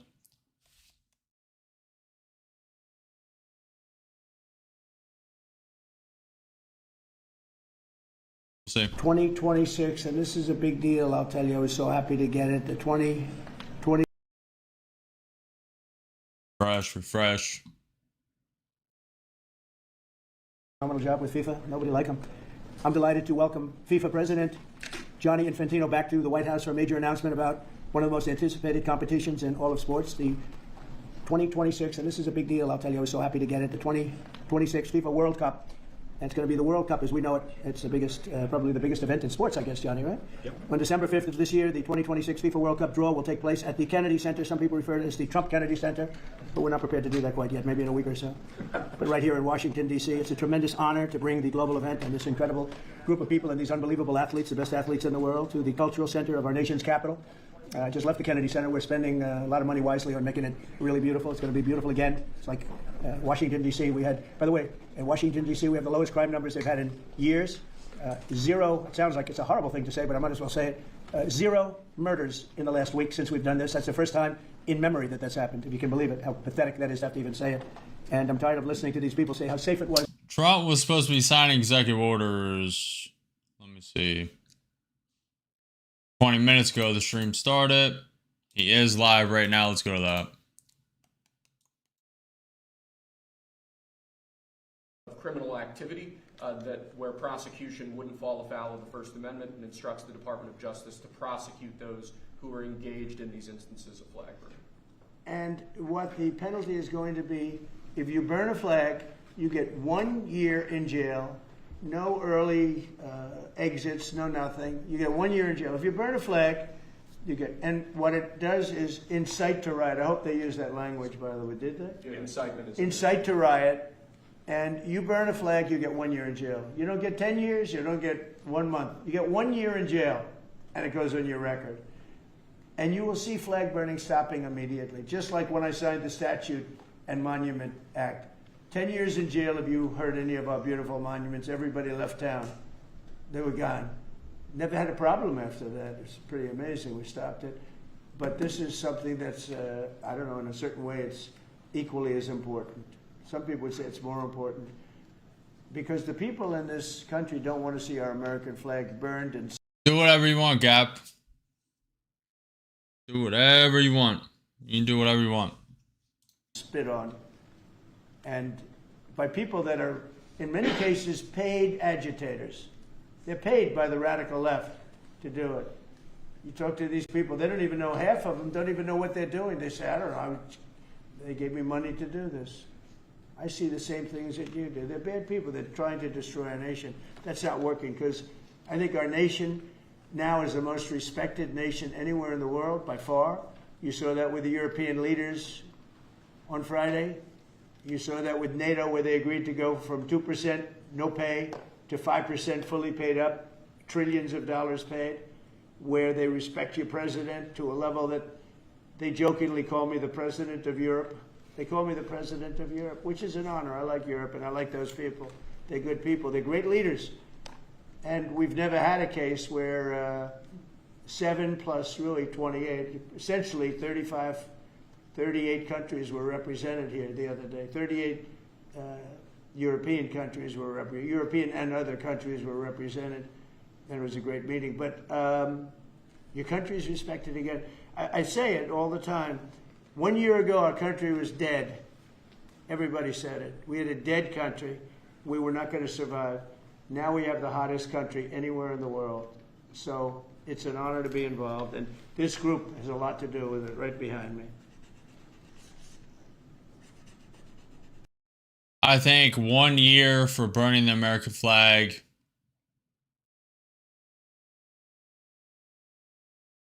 I mean, if you're talking about what other countries would do, I mean, you do something that disrespectful in another country, I mean, you're probably getting locked up for a long time, if not fined heavily. And in some places, you're getting much more severe consequences, especially Middle Eastern countries. 1 year, I don't think there'll be any more flags burned, at least without a mask. I'll tell you that. I mean, that's a pretty steep thing. You burn one American flag, 1 year prison. Now, you know, that's only really going to be enforced if a random cop sees you doing it in your yard or something, if you live around people in a neighborhood, etc. But in riots and stuff where, like, when they were protesting, just burning American flags, Trump probably didn't like seeing that every time they rioted, which is understandable. It kills national pride. It really does. Does anybody behind me have anything? Pam, would you like to say something? Sure, President. Thank you for keeping D.C. safe. You know, just a couple examples of a mother, a single mom, whose house was burglarized, and the defendant got out on cashless bail, went back the next night and burglarized her house again. That's why this is so important. A man got in a fight with another guy. He had a gun. He was let out. Next night, he got up, went back, and killed him. So that's why it's so important, President, what you're doing. And thank you for protecting the American flag. And we'll do that without running afoul of the First Amendment as well. And President, I think I think Gaddy Serralta had something he wanted to give you on behalf of all the law enforcement who are out there every single night. Yes, thank you for putting me in charge of this surge as the director of the United States Marshal Service. It's the oldest. Yeah, it is a slippery slope. I can agree with you, Gap. Gap said, I don't like seeing flag burned, but it's a slippery slope. It's First Amendment. Is it, though? Freedom of expression.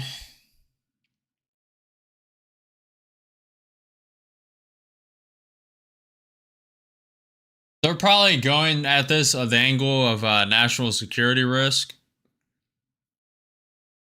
because it does hurt the nation's morale, etc., etc.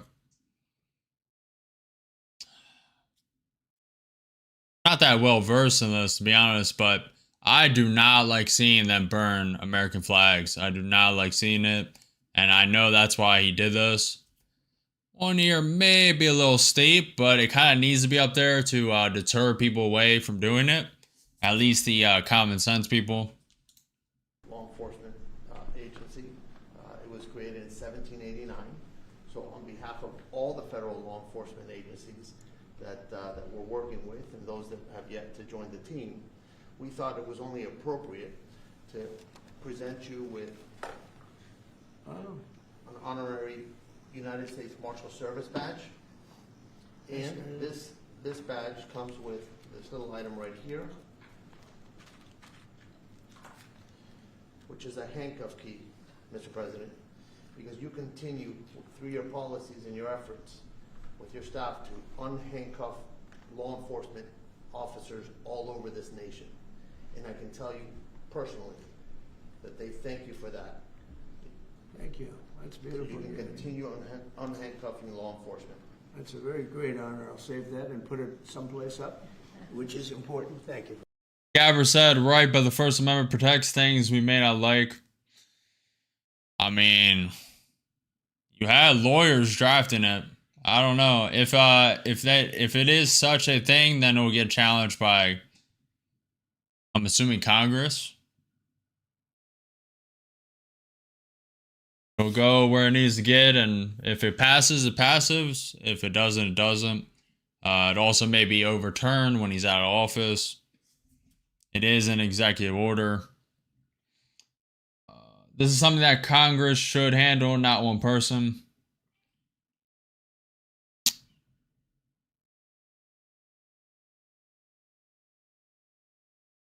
Yeah, this one he could have slid to Congress. This one's kind of a, see, it's a morale boost. It's a morale boost to the country, though. Knowing that the national security, the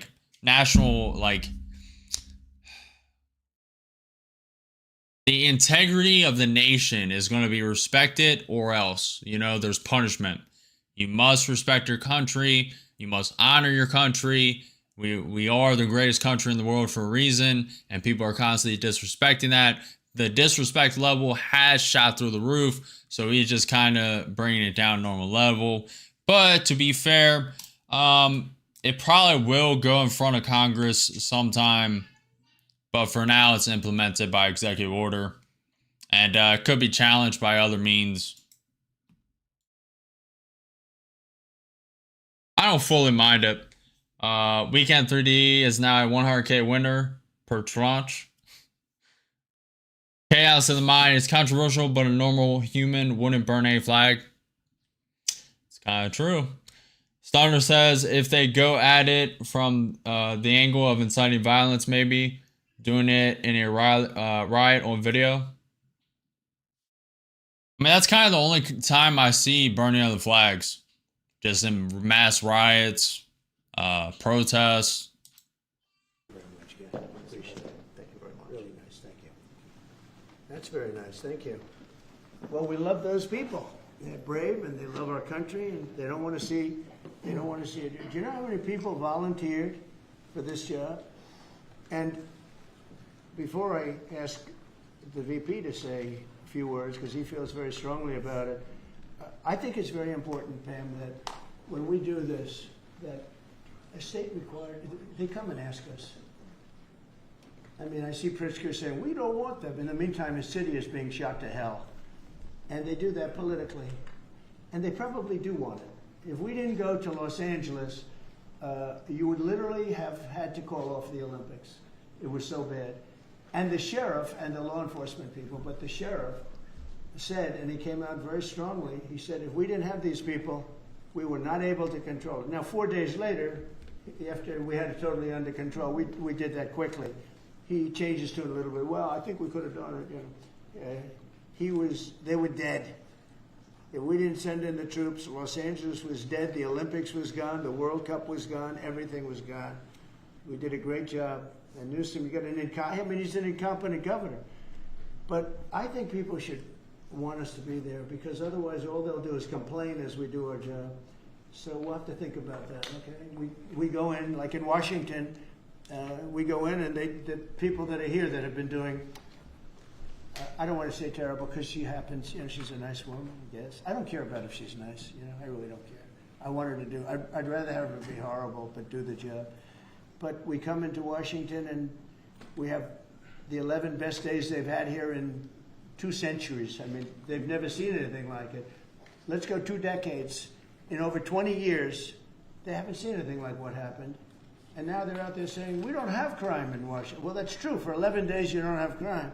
But before that, everybody was getting hit and mugged, and you people could not walk to your office without security. That's how unsafe it was. So I think we should really let them have their city, let their city go to hell, and when they come and beg us to help. The only problem is we want to save it for the people, because the people want us there. The people here, 95% of the people here want us. The real people, not the people you find on, I don't know where you find these people. You have one person has a broken nose. Where'd you get it? Well, I was mugged. Good. Do you want to see Trump here with? No, I don't want. The woman has a broken nose. She got mugged. But she's saying she doesn't want any protection. It's all made up fake news. It's just fake news. I don't know where you find these people. Anyway, would you say a couple of words, please? And then I'm going to ask JD to say something.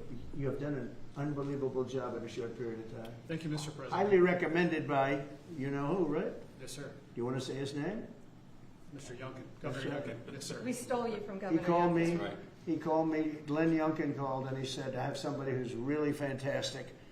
And based on that recommendation, here you are. You've done a fantastic job. I appreciate it. Thank you, Mr. President. Thank you. Go ahead. The men and women of the Metropolitan Police Department are back. They enjoy doing their job again. They feel the ability to go out and be law enforcement officers. They feel that they're connected to their communities again. They are making a difference. Thanks to you, Mr. President, and our federal task force, you are making D.C. safe once again. Thank you, sir. It's going to get better and better. Well, it can't get much better. There's no crime. I read where crime's down 89%. I said, really? Who are the 11%? Okay? There's no crime. JD, please. Yes, sir. Well, thanks, Mr. President. Thanks to the incredible team here. You know, I want to echo something the President said where you say there haven't been murders in a couple of weeks in D.C., and it doesn't sound good, but then you talk to local law enforcement, and I didn't realize that this town averaged one murder every other day for the last 20, 30 years, which means that in 2 short weeks, the President and the team have saved 6 or 7 lives, people who would have been killed on the streets of D.C., who are now living, breathing, spending time with their families because the President had the willpower to say, no more. We're not going to give the streets of D.C. over to vagrants and robbers and murderers. And the last point I want to make, sir, to your point about we want people to welcome us, to ask us, because look at Governor Pritzker in Illinois, or Governor Newsom in Los Angeles, or Governor Moore in Maryland.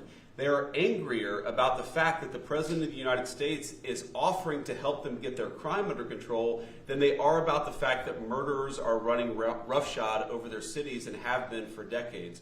Why are Democrat governors angrier about federal law enforcement helping clean up their streets than they are about the fact that those streets need to be cleaned up to begin with? It shows a real sickness in the head.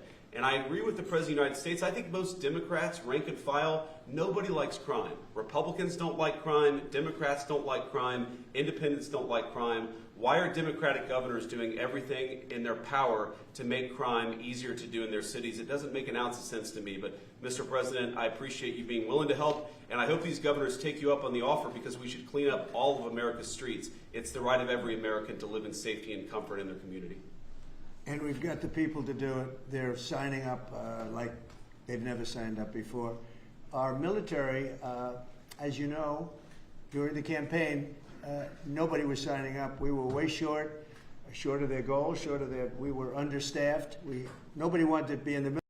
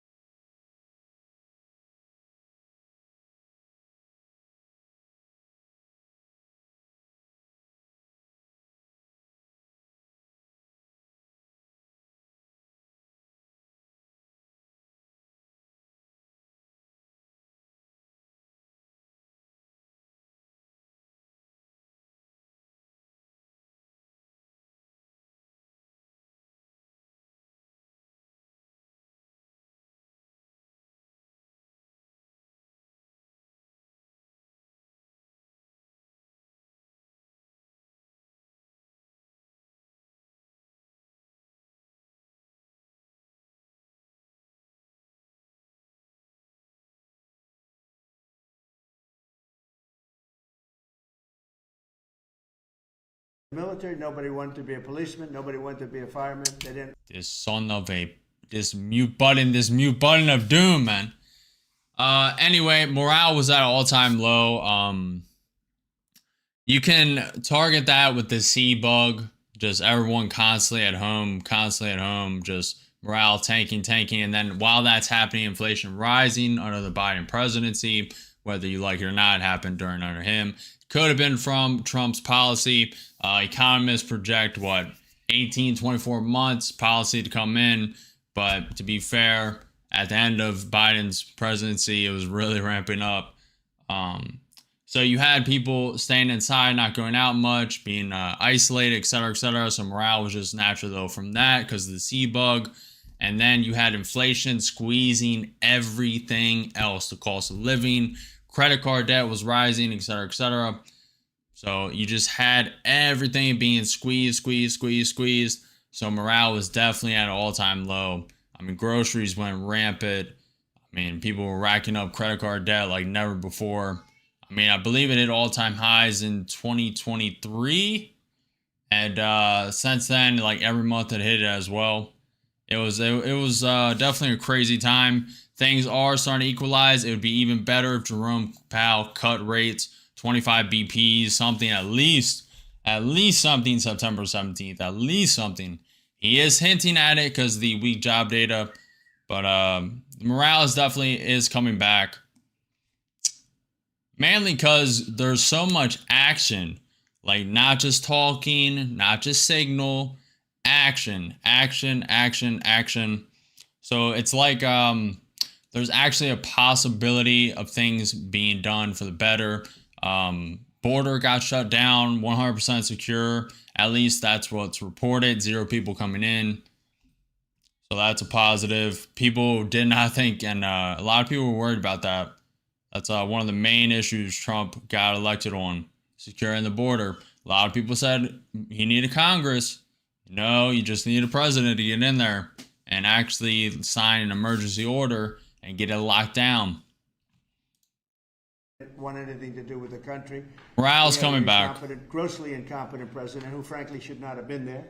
He should have never been there. The damage he did to this country is incalculable. I mean, just what he has done. So much of our effort are getting murderers and jailbirds and people out of this country who are drug dealers at the highest level. So much of the energy of people that he let in, it was an unforced error, but I don't think they think it's an error. But I don't believe he believed it. It was the radical lunatics that surrounded this guy at this desk, who are brilliant people, but with the wrong philosophy. There were some brilliant people, but they're evil people, and they're going to be brought down. They have to be brought down because they really hurt our country.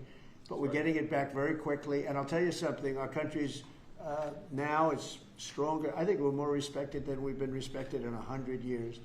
It's a whole different ballgame. JD, could I ask you, Yes, sir. You gave a stat on murders here. What were the numbers? You said in a short period of time, how many people were murdered? Local law enforcement told me, sir, that in the past 20 or 30 years, D.C. has averaged a murder every other day. That's, 200 murders a year, 150, 250, but about every other day a person has been killed on the streets of Washington, D.C. We've been doing this for 2 weeks. 0 people killed. That's real lives saved. That the media and, frankly, the entire Democratic Party should be saying, thank you for saving lives instead of attacking the President of the United States for doing so. When a person, unfortunately, will probably happen at some point when a person's murdered in D.C., it's going to be the biggest story maybe in history.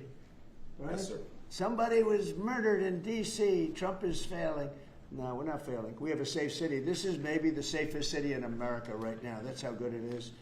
And it would be nice to be appreciated. These people eventually, they're going to have to be appreciated for what they're doing.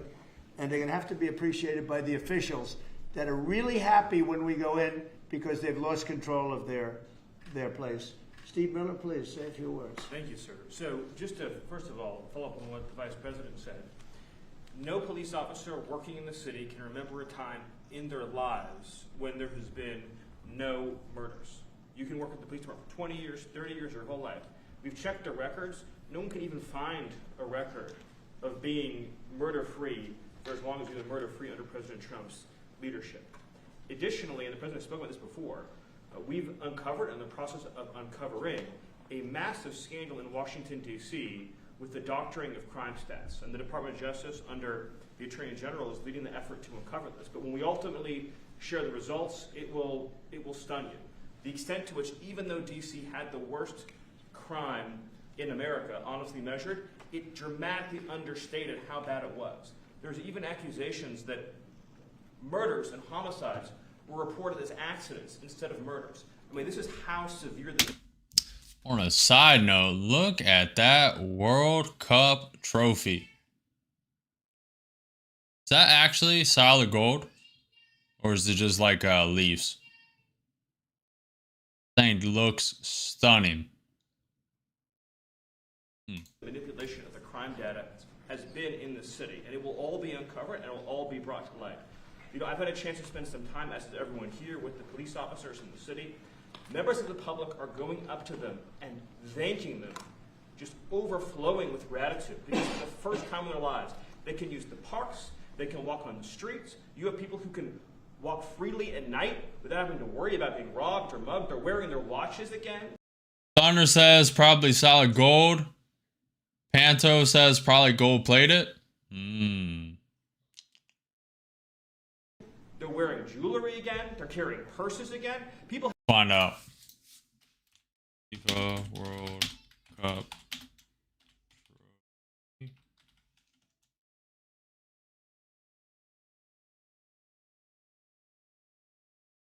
FIFA World Cup trophy, solid gold. We'll use AI, just get it quick. The FIFA World Cup trophy is made of 18 karat gold, which it contains 75% gold, but it is not solid gold. It is likely hollow inside and has an estimated value of $260,000 based on its gold content. Not bad.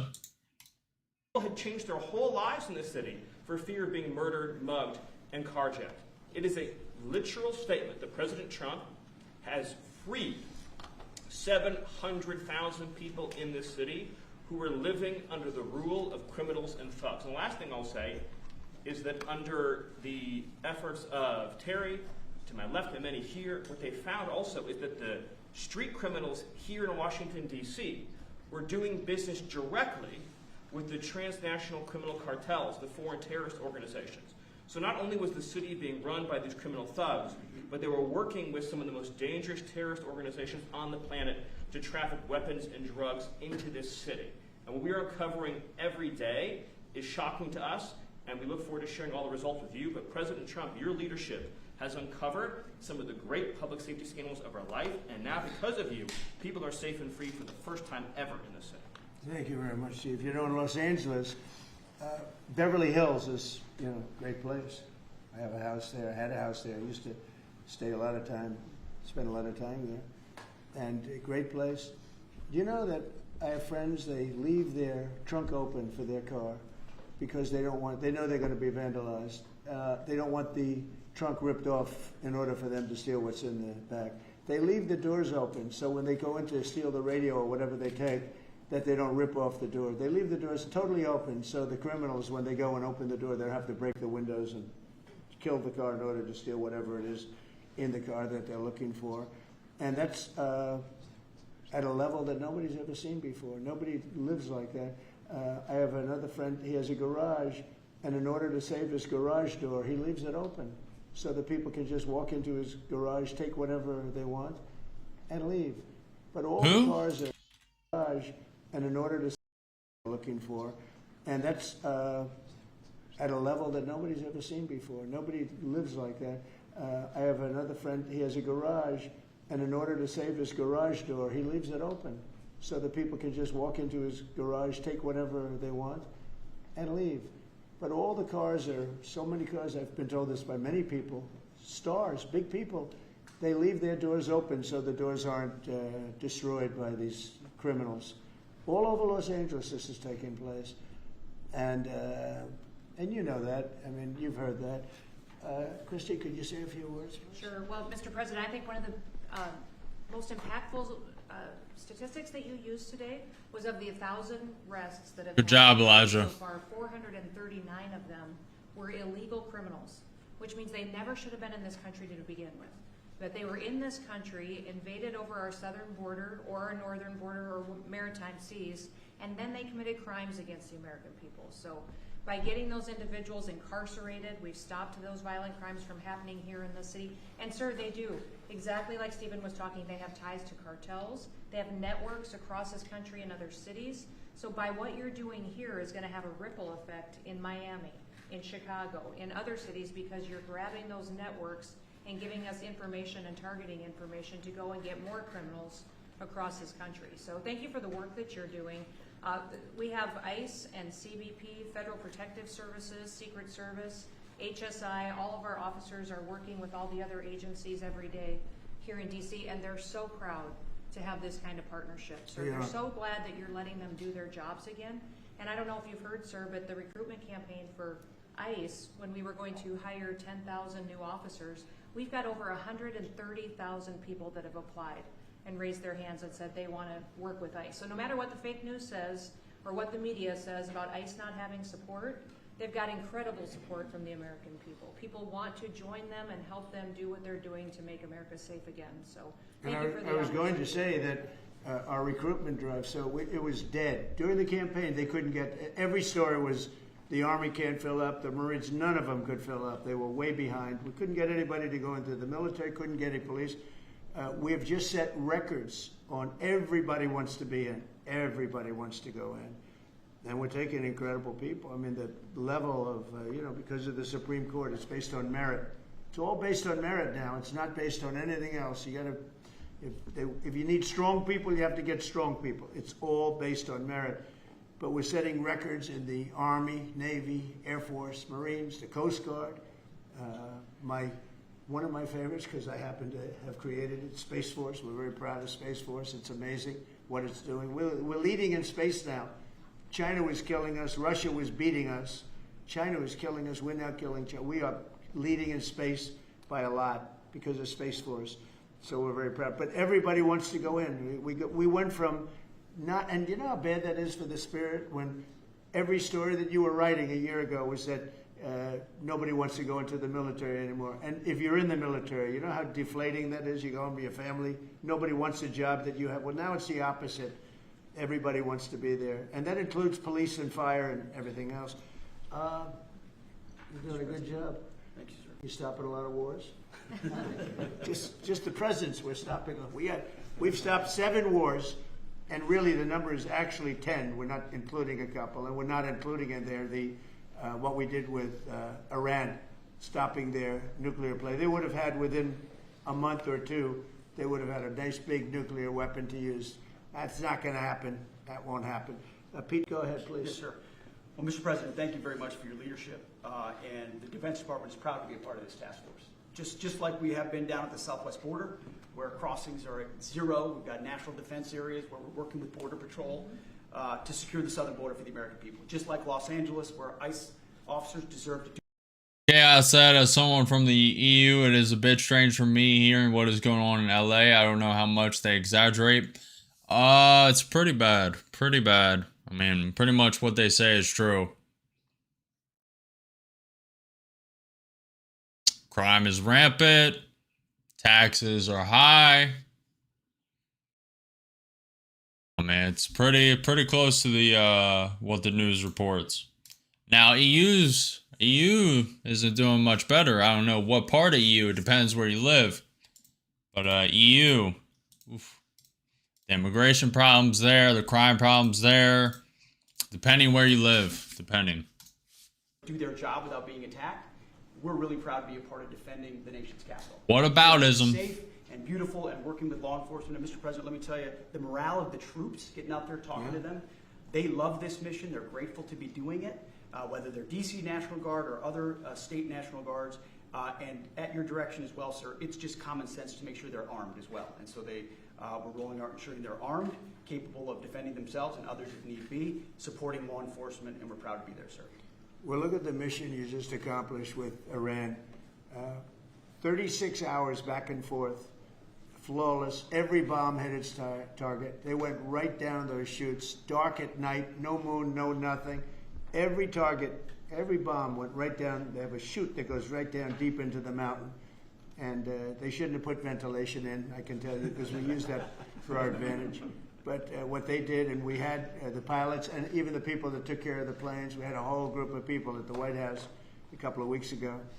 And you know, I didn't realize this, but they said, we've been looking at their predecessors, and then these were the pilots. They said, we gave... Yeah, the homelessness too, Timothy. I immigrated to Poland, no problems with immigration here. Also, crime rate is low. Nice. Good stuff. Gave them beautiful medals. Very nice. And I'll show you the medal. Gave them a medal just like this. Good to hear. See? Just like that. They were so happy. Gave a lot of them out for that. It was an incredible job. You know, we had 52 tankers. People don't realize, so that they could refuel. We had many fighter jets, F-22s. How are trades going today? One losing trade, $245, but really shouldn't have even taken a trade. Just to that for 20-point gain. Could have taken it at 240, decided to let it go to the gap, and decided to take the loss. Volatility is not really there for me. If it gets to a key level, which it is trying to, if it can get up to 23,650, I may take it. It is at this trend line right now, hesitating. I'm not going to take it here. Today should have been a day where I didn't take a single trade. And it would have been the first one. To be fair, it may still be the first stream. I've only taken one trade. Some records. It's not bad. I don't care. F-35. 10 points isn't enough. So it's not even worth trading. It was flawless. Compare that to the operation when they went in with the helicopters crashing and everyone running around the desert, and the prisoners being taken, and that was Jimmy Carter. And what a horrible thing. This was the exact opposite. This was the exact opposite. Appreciate it, DZ. What they did in leaving a very, very nice place. The Taliban runs a tough operation in Afghanistan, and I think it was the most embarrassing day in the history of our country. That was Biden. I was leaving, and we would have left through strength, tremendous strength. We would have kept Bagram, which is the air base, one of the largest runways in the world, one of the most powerful. You could land anything on it, many, many feet thick. You don't build them that way anymore. You can't. But we left it, and now China's occupying that air base. This was the most incompetent administration in history, the Biden administration. And you're just lucky that they lost, because if they won, you wouldn't have a country anymore. And so, Pete, you started up by saying the Department of Defense, and somehow it didn't sound good to me. You know, it didn't sound good. Defense, what are we defense? Why are we defense? So it used to be called the Department of War, and it had a stronger sound. And as you know, we won World War I, we won World War II, we won everything. Now we have a Department of Defense with defenders. I don't know. If you people want to, standing behind me, if you take a little vote, if you want to change it back to what it was when we used to win wars all the time, that's okay with me. All right? That's coming soon, sir. You let me know if you want to do it. I think Department of War. It just sounded bad. He said, sir, on behalf of the Department of Defense. Defense. I don't want to be defense only. We want defense, but we want offense too, if that's okay. So you'll make a decision. But you know, as Department of War, we won everything. We won everything. And I think we're going to have to go back to that. In the meantime, I've stopped all of these wars. I've stopped them. The big one would have been India and Pakistan. But we stopped them all. We stopped 3 wars. Go to Africa. They like to say, oh, you know, let me tell you, I love black people. And I did great with the vote with the black people. But they say he's a racist, he's a racist. I said, really? For 35 years, a war raged between Rwanda and the Republic of the Congo. And it was a vicious war. 9 million people were killed with machetes, largely. Hatchets, machetes. That went on for more than 30 years, but 34, 35 years. And I stopped it. In fact, the presidents are coming in a week or two to sign we have the foreign ministers, it's all signed, the war stopped. But I got it stopped and saved a lot of lives. The Congo, that's deepest, darkest Africa. I got that war stopped. Nobody else could have done that. We did a lot of jobs. We did a lot of wars were stopped that nobody thought would even be possible. Now, I'll tell you what, the war with India and Pakistan That was the next level. That was going to be a nuclear war. They already shot down 7 jets. That was raging. And I said, you guys want to do trade? We're not doing any trade. We're not doing anything with you if you keep fighting. You got 24 hours to settle it. They said, well, there's no more war going. And I used that on numerous occasions. Trade. I used whatever you had to use. But we got 7 of them stopped. And the one I thought would be easiest, frankly, was going to be Russia and Ukraine. But that turns out to be some big personality conflicts. It's one of those things. But we're going to get that stopped eventually. We're going to get that stopped too. 7,000 soldiers died last week. Think of that, 7,000. I usually say 5,000, but 7,221 soldiers died last week in the fighting between Ukraine and Russia. And they're not our soldiers, but they're souls. They're living souls, and they leave their homes, and they wave to their parents, and their parents are so proud as they leave in a beautiful uniform, and a week later they get their head blown off by a drone. New form of military. It's a whole new form of fighting. So I would just like to thank the people that are behind me. Thank you very much. You've done a fantastic job. I appreciate it very much. We're doing a real job, and I'm so proud of DC. I passed it 2 days ago, and all the garbage is off the streets. It's terrible. I came in a month and a half ago. I'm driving down, and I see garbage all over the place. The streets were a pigsty. Like I won't use the city's names, but you know what I'm talking about. There are plenty of them outside of this country and inside of this country. Baltimore is a horrible, horrible deathbed. It's a deathbed. I know Governor Moore said, oh, he wants to take a walk with me. He meant it in a derogatory tone. I said, no, I'm the President of the United States. Clean up your crime and I'll walk with you. But it's tremendous crime. But he was trying to be derogatory. He doesn't have what it takes. But he's trying to be derogatory. And I met him at the Army-Navy game. They said, oh, there's Governor Moore. He'd love to see you. He came over to me. He hugged me, shook my hand. You were there. He said, sir, you're the greatest president of my lifetime. I said, it's really nice that you say that. I'd love you to say it publicly, but I don't think you can do that, so it's okay. But no, sir, you're doing a fantastic job. I want to just shake your hand. Thank you very much, Governor. That was it. And then every time I see him on television, he's knocking the hell out of me. So, but that's all right. That's called politics. But Governor Moore's he's doing a bad job. Newsom's doing a bad job. All of their potential candidates are doing a bad job. I can't imagine Pritzker being even a candidate, but somebody said he is. He can't do the work, can't do the job. He's not temperamentally suited. So I just want to thank you all for being here. Do you have some questions? Mr. President, is the Pentagon, and maybe the Secretary of Defense can weigh into, is the Pentagon preparing for military deployment to Chicago? And with what you said there, are you waiting for the government? We're ready to go anywhere. We have a full complement of great human beings. We're full. You know, our military is full. We were way empty 1 year ago. Now we're full. So we can go anywhere on less than 24 hours notice. Are you waiting for the government? And we're doing a lot to interdict to stop drugs from coming in too. We have ships out on sea. You know, we have nobody coming through our border anymore. Nobody. Doesn't that feel good to know that you don't have prisoners coming in and, you know, killers, murderers? We had 11,888 murderers come in, let in by the Biden administration. Many of them have been captured, but we still have a couple of thousand that are out there. Some of them, 50% of them killed more than one person, okay? But a lot of them have been captured. What they've done to our country, these people that circle this moron that we had behind this desk, what they've done to our country is unthinkable. It's unthinkable. I mean, if you think so much of our time is devoted to correcting a problem that all they had to do is say, close the borders. Remember when he said, well, I have no power to close the border. I have to go back and get an act from Congress. I didn't get an act from Congress. I came in, I said, close the borders. And Tom Homan, who's not here, has been fantastic, Christy, right? Yes. Tom Homan is great.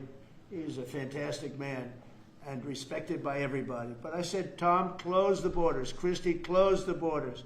The borders were closed. We didn't go to Congress and get permission. We just closed the borders.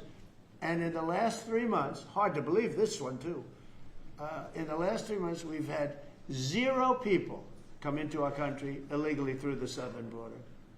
nobody would have said that's possible. Yeah, please. Thank you, Mr. President. Today, MS-13 gangbanger and human trafficker Kilmar Abrego Garcia turned himself into ICE in Baltimore.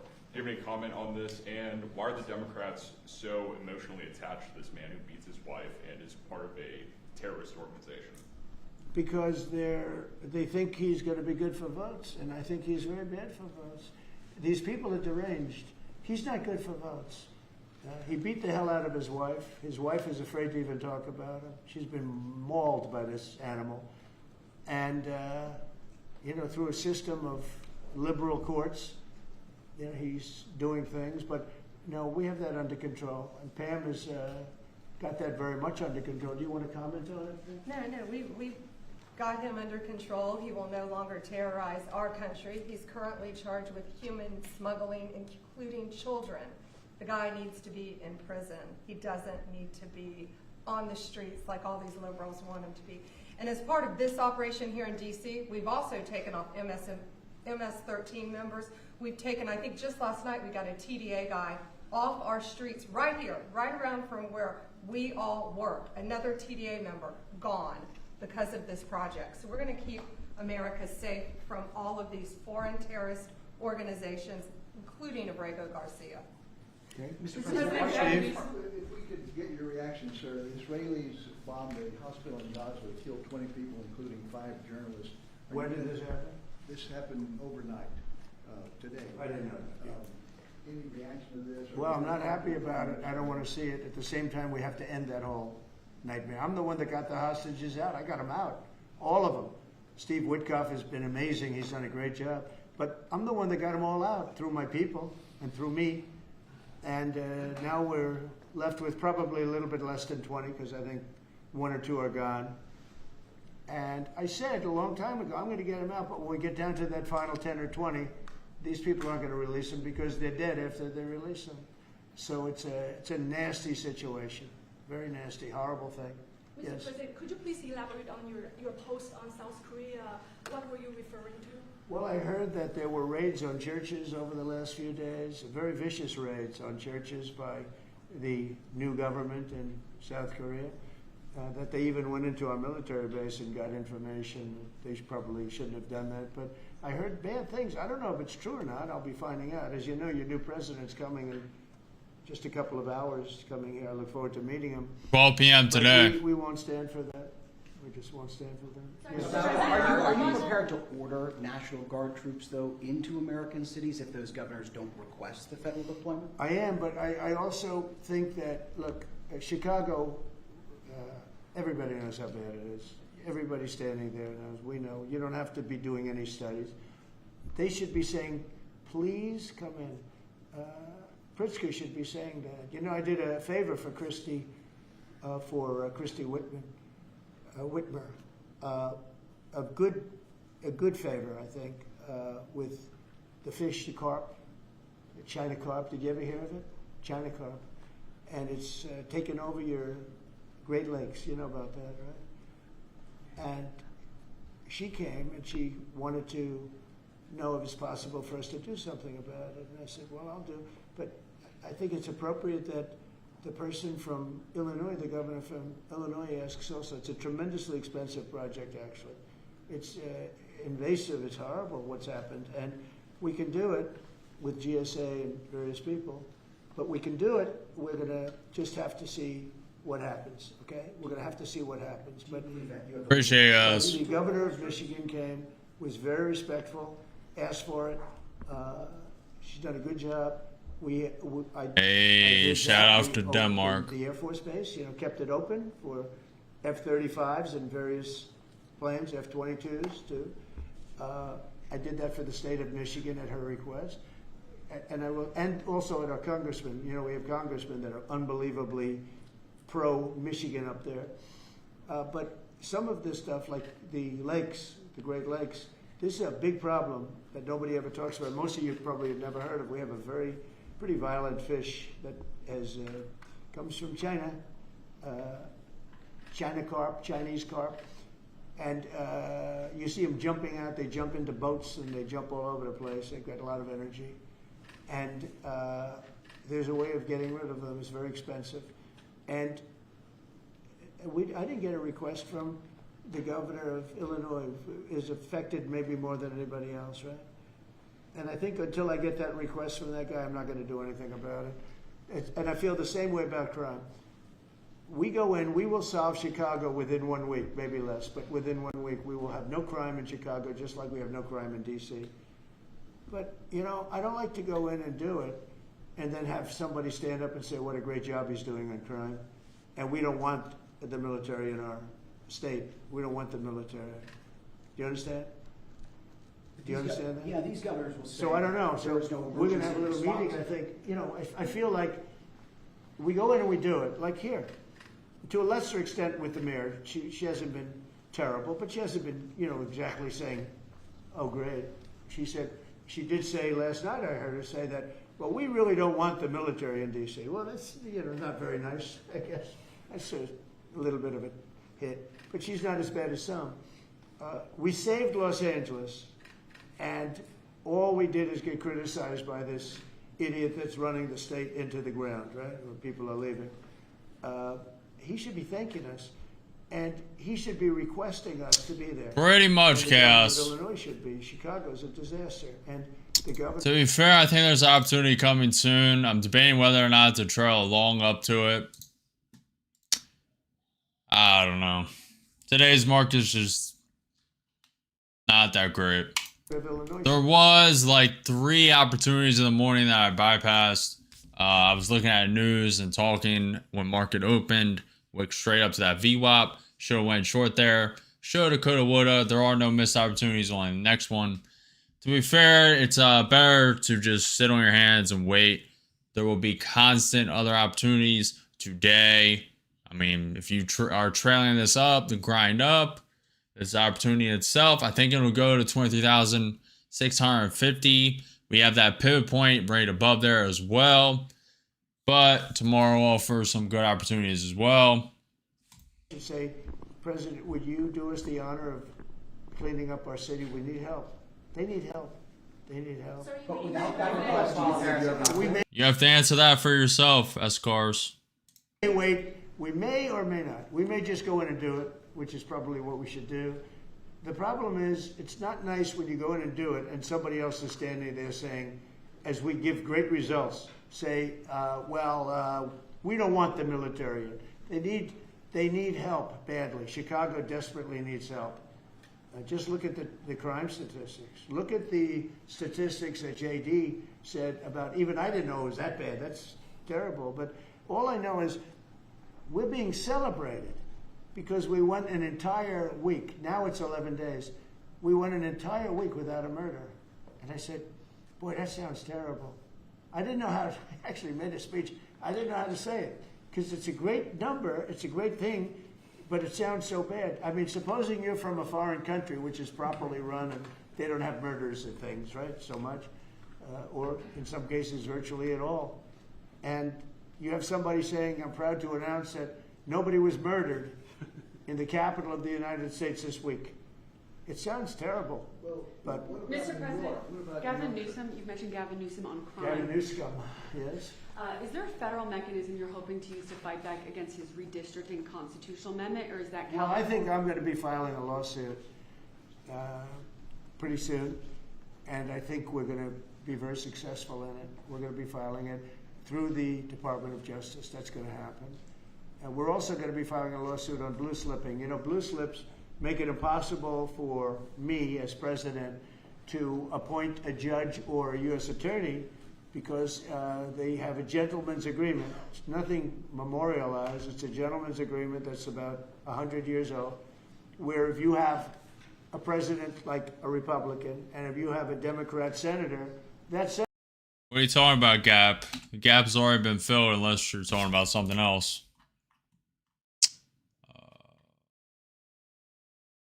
Talking about the gap on the ES? Yeah, it'll probably fill it. 3 points away.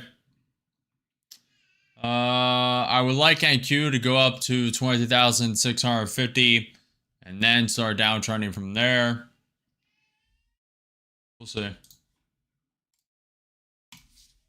senator can stop you from appointing a judge or a U.S. attorney in particular. Those are the two. Like I'm not in a trade. Those are the two that are very important. So we have numerous states where we have unbelievable people. Now, Jay Clayton was just approved in the Southern District, but he was so good. He was a top student, top schools, top everything. Went to Good luck, Elijah. Cromwell, became the head of Sullivan and Cromwell. Came down here, was Securities and Exchange Commission. Ran it for 4 years during my term, like impeccably. Beautiful job. He did an incredible job.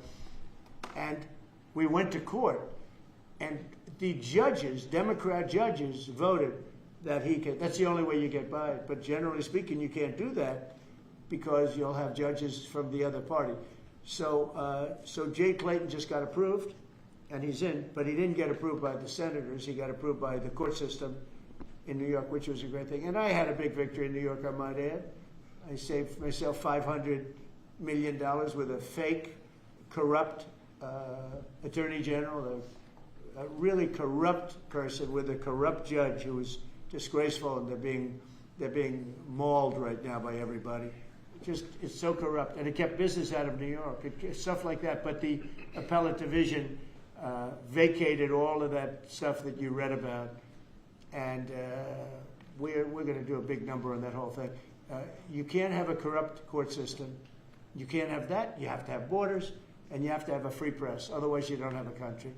But you'll be hearing about the blue slipping, because if you have not, you don't need two senators. You just need one Democrat senator with a Republican. The only person that I can get approved are Democrats, or maybe weak Republicans, but we don't want that. But the only person I will be able to get approved in any of those states where you have a Democrat I can't get a U.S. attorney. I can only get a Democrat U.S. attorney. And this is based on an old custom. It's not based on law, and I think it's unconstitutional, and I'll probably be filing a suit on that pretty soon. Yeah, please. During the campaign, you called Kamala Harris a communist, but the Biden-Harris administration, they never called for nationalizing a private company with the federal government like you're proposing with Intel. What do you say to some who say this is a bit hypocritical, and is this the new way of doing industrial policy? Yeah, sure it is. I want to try and get as much as I can. If people come in and they need something, as an example, as a real estate person, if I have an agreement and I have any form of a stopgap where I can stop somebody from doing something, right? I have a covenant and an agreement, and they come to me and they say, would like to do something, but you have us restricted. If I do that, they usually have to pay. Now, in the case of Intel, it was interesting, but I hope I'm going to have many more cases like it. Intel came in. I met with the gentleman. I had a lot of respect for him. He came in under a little bit of a cloud. I liked his story. I thought he was good. I think he really means to do a good job with Intel. I said, I'd like to ask whether or not you'd give, because the story, a lot of people said I invested in it. I didn't invest, but I invest my heart in it and my soul because I want the country to be strong.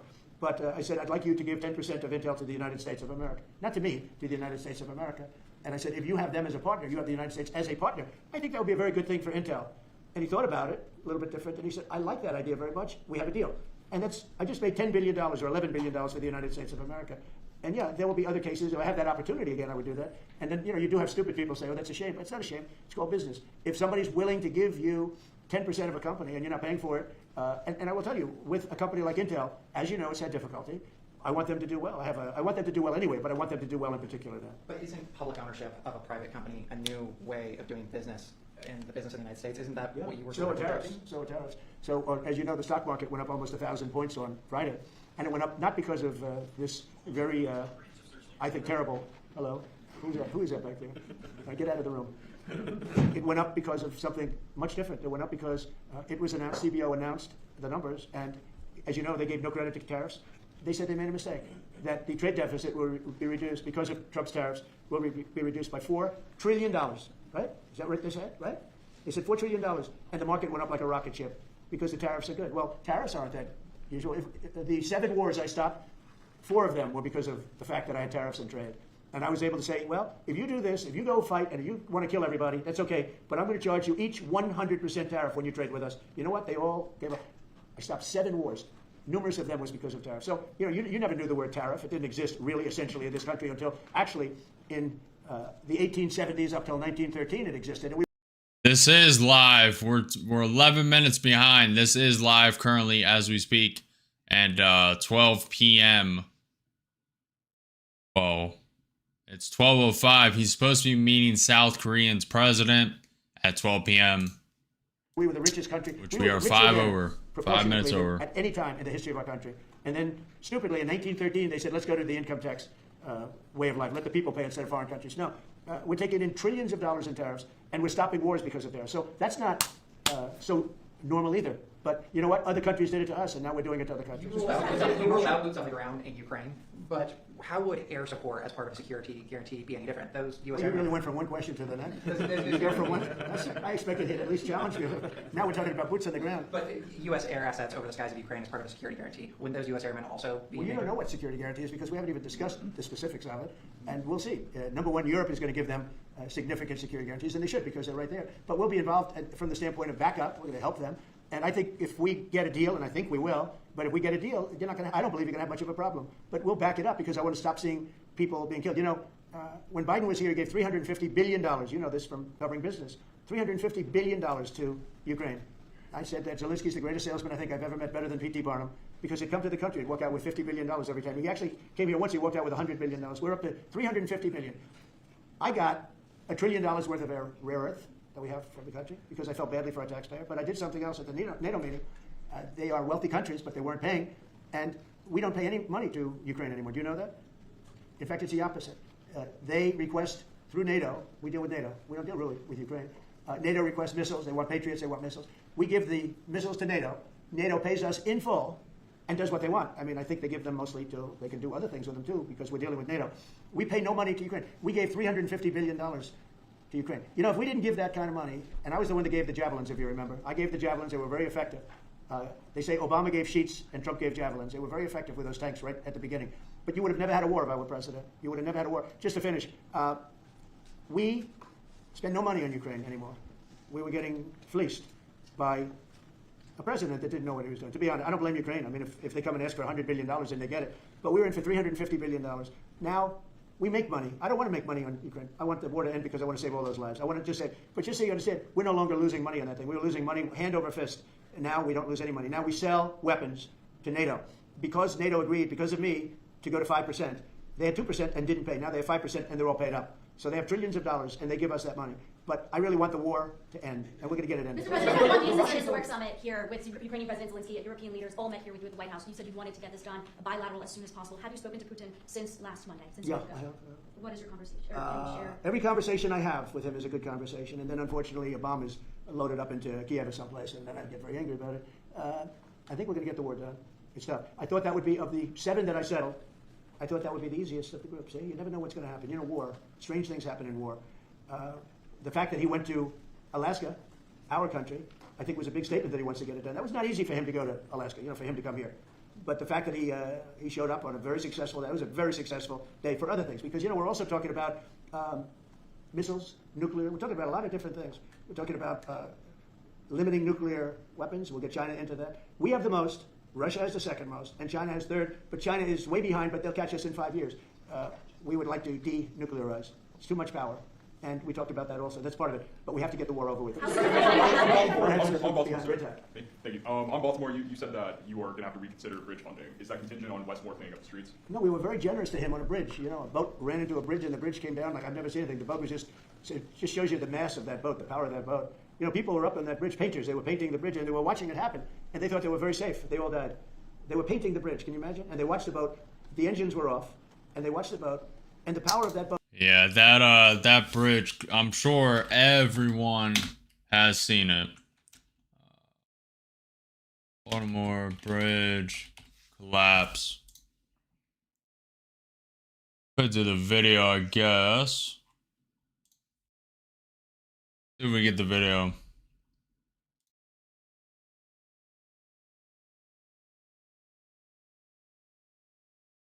Should be it. We'll speed up. You can see the boat just coming right towards the pylon. Right towards the pylon. Smoke still coming out. Look, it's turning. Just directly towards the pylon. And then you can see right here too. You notice there's construction cars on the bridge, literally flashing. Road work, painters doing work right there. Pylon's about to be just nosedived. Impact. It's hitting. Bridge is shaking. And gone. Roadwork crew. Straight into the river. Just crazy. Absolutely insane. I mean, the boat literally just turned right into it.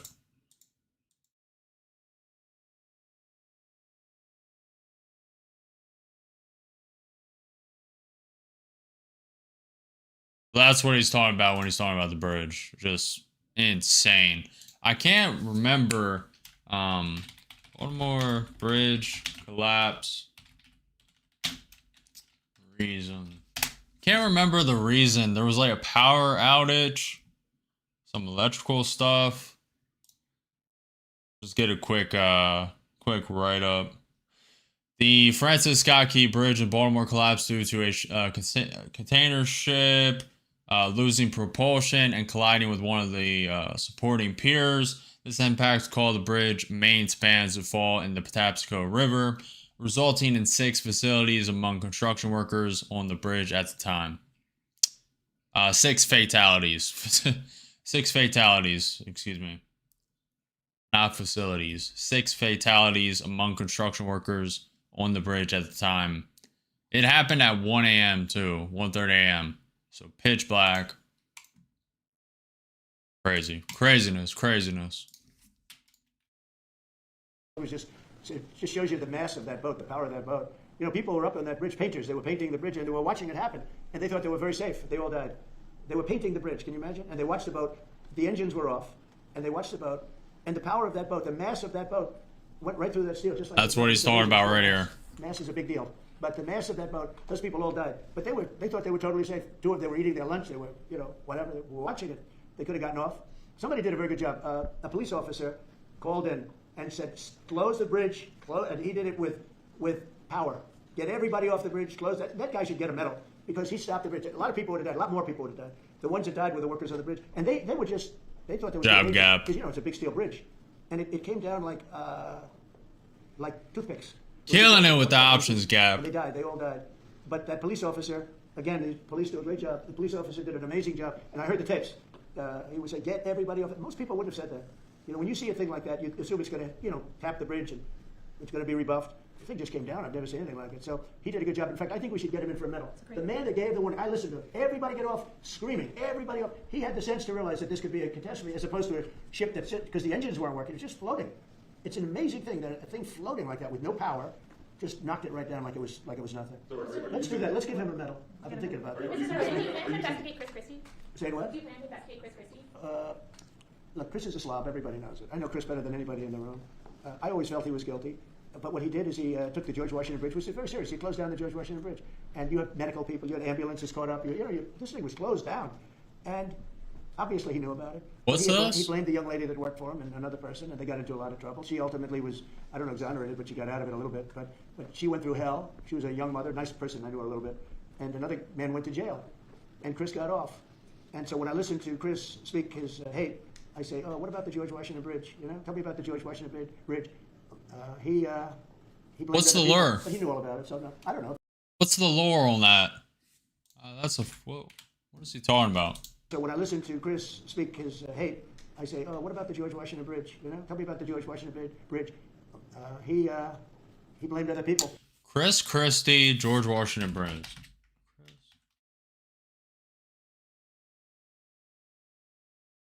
George. Is this TOS? Probably is. Was a political scandal in the U.S. in New Jersey, 2013 and 2014.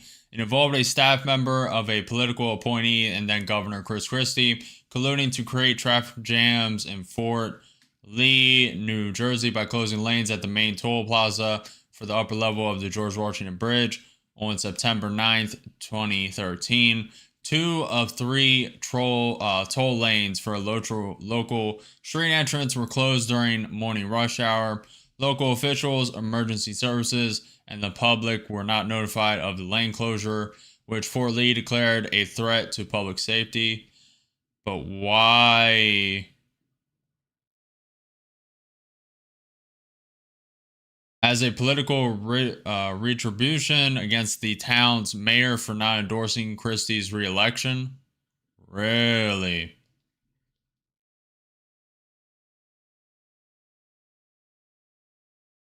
Huh. But he knew all about it, so no, I don't know. If they want to look at it, it's not for me. If they want to look at it, they Gonna call it a day. Gotta start packing and head back home. I always Appreciate you, Gap. Appreciate you constantly being here. Today was very lackluster. That's why we're only in the news. But you obviously killed it with the options. Appreciate you stopping by, constantly being here. Take care, man. I know. Hopefully that setup came good in the mountain. Mr. President, can you make an endorsement in the Texas Senate race between Ken Paxton and John Cornyn? Well, I'll make up my mind. Appreciate you, Gap. The worst situation I have is when I have two people Yeah, that get along stunned. well. I hate it, and they all want the endorsement. You know, I'm almost 100% of the people I endorse win. It's a great honor, and I got, as you know, I got the largest vote in the history of Texas by far. Nobody's ever gotten more votes in the last election. I think in all the elections, the 3 elections, but they like me in Texas. So people are waiting for me, but I'd rather not comment on it right now. I like both guys. They're both friends of mine, and they're both good and very different. There's some talk among congressional Republicans about another reconciliation bill. Where do you fall on that, and what would you like to prioritize? Well, I don't want to do cutting. I want to save all the different things. I'm going to cut things that are unnecessary, but the one thing I said, and I gave my word, we're not going to hurt anybody on Medicaid, Medicare, or Social Security. And in fact, we're doing great on Social Security. We found 300,000 illegals on Social Security. We got them out. And, you know, things like that make Social Security. No, it didn't. Got the desk put together. Gapper says all monitors mounted on the desk. Then discovered I missed a step on the desk. Oh, man. Man, that is the worst. The worst. It's, I hate that. I hate that. I hate that. I hate that. When you, man, only people who have built like IKEA furniture and stuff like that, even higher class furniture, you have to actually put together. You don't hire people to build. Bro. You get that thing built and then you realize you have one or a couple missing pieces just out on the floor and you're done the steps. And then you go back and realize you need to take the whole thing apart again. I've done it multiple times. Very, very strong. So no, I am very big into certain Nightmare. things. So One just of gonna those leave it is till I come back next time. Medicare, Makes Medicaid, sense. Social Security. We're going to protect it, and so we'll see how everything works. You'll get it. Hey, you gotta persevere through resistance, Gap. Persevere, man. You got it. You'll get it. Nothing but time. We see decisions on other things. I'm always open to cost cutting. If we can Thank cost you, cut, Gap. I like it. But Appreciate nothing's you. going to happen to medical. We have something coming up. Favored nations. Also, don't ask what you want to implement to the Discord. I haven't put any thought into that Discord in a while. Implement whatever you guys want. Now's the time. So don't feel free to do whatever you want. Now I do like the layout how I had it, but you can just add whatever you want, do whatever you want. Test it, beta test it, try and break it, do whatever you want. 1,500%. Where a pill Feel that sells free. in Germany for $10 costs $150 here because of the bad price. And I was all set to do it, and then we had the COVID come up, and I had to focus on that because we had the greatest economy in history my first term. I will tell you that we are going to be doing numbers on the cost of drugs in this country that I'm not talking about a 20% decrease, which would be great. I'm talking about 1,000% decrease. We're talking about where a product would sell for $80 in Germany and $1,300 here. And we're not going to do that. We were subsidizing the entire world, and we're not doing it anymore. I informed the drug companies. I informed the world. And if the world wants to, if countries in the world don't want to go along, then I'm going to put tariffs on those countries, and we'll make more money. But they have to go along with it. So this is moving along rapidly. Dr. Oz is in charge, Bobby's group, and they do it very well. And we're getting great cooperation from the drug, because the drug companies know it's unfair. You know, for years they said, well, we had to do research, and I said, I don't care. You had to do research for these other countries also. They are ready to go, and I'm ready to go. And you know, if I pull that off, there's no way a Republican will lose an election. There's no way. All right, one more question. Steve, what's this guy? He's the nicest guy I know, and he asks the most vicious questions. Why do you think President Putin is so reluctant to meet with President Zelensky? Because he doesn't like him. He doesn't like him. You know, they don't like. I have people I don't like. I don't like to meet with them. Sometimes I do like to meet with people I don't like. So how do you get them together? They don't like. No, they don't like each other really. And if we had a real president instead of a guy that got in there with a fraudulent election, if we had a real president, that war would have never happened. Putin actually said, if Trump were president, it wouldn't have happened. It happened for a lot of reasons. It happened because of Afghanistan. When he saw how incompetent Milley was and all these guys were, I think he said, well, this might be, because it was the apple of his eye. It would have never happened if I were president. Mr. President, you have good relationship with Russian leaders and also North Korean leaders. As they are getting closer, how would that affect your diplomatic Well, I have very good relationships with Kim Jong-un, North Korea. I mean, a lot of people would say, oh, that's terrible. No, it's good. In fact, someday I'll see him. I look forward to seeing him. He was very good with me. We had 2 meetings. We had 2 summits. We got along great. I know him better than you do. I know him better than anybody, almost, other than his sister. His sister knows him pretty well. No, I know him well, and I got along with him. You know, I'm not supposed to say I really like him a lot, because if I do that, I get killed in the fake news media. But I got along with him very well, and we had no problem. If at the time Hillary Clinton won the election, you would have had a nuclear war. You would have had a nuclear war. We're not going to have a nuclear war. Once that happens, it's over. We're not going to have a nuclear war. No, but Kim Jong-un will meet at some point. I look forward to it, actually. But you notice that since I came into office, you haven't had a problem with him. Hasn't been, you know, he tests lots of rockets. He does have great capability, I will say that.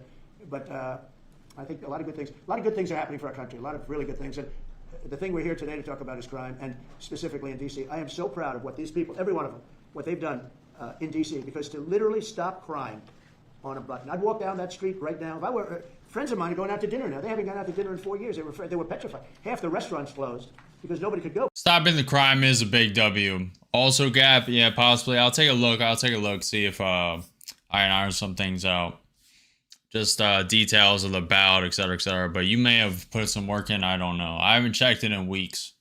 I haven't looked at it in like a week. Afraid to go outside. Now those restaurants are open, and new restaurants are opening up. It's like a boomtown. It's a great thing to see, and I'm very proud of the people behind me. Thank you very much, everybody. Alrighty. That was Trump signing executive orders today at like 10:30, 11. He should be greeting 12 p.m., 21 minutes ago. Trump greets South Korean president. That should be happening soon, if not already. I don't want Associated Press. I want the actual White House feed.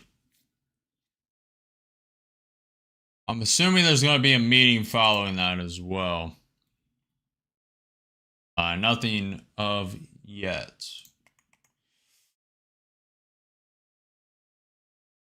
Also at 11:30, we had the U.S. 6-month and 3-month bill. Both came in a little negative, nothing too crazy. Next news on the docket, Trump greeting South Korean president. We're still waiting on that.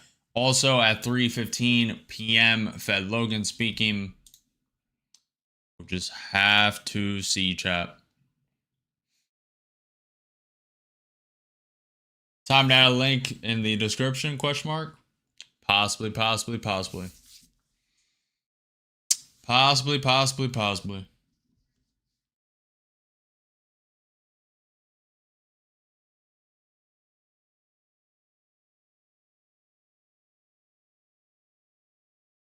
Nothing excites me about this chart. It should wick up, fill the ES gap. NQ probably wick up to like 22,650. Ideal world.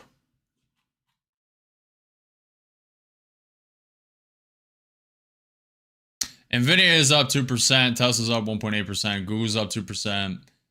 Apple is up 0.37%. Netflix is up 1.7%. Alibaba's up 1.85%. AveGo's up 1.3%. Adobe's up 0.3%.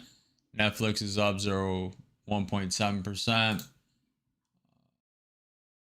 Bitcoin is having a little bounce.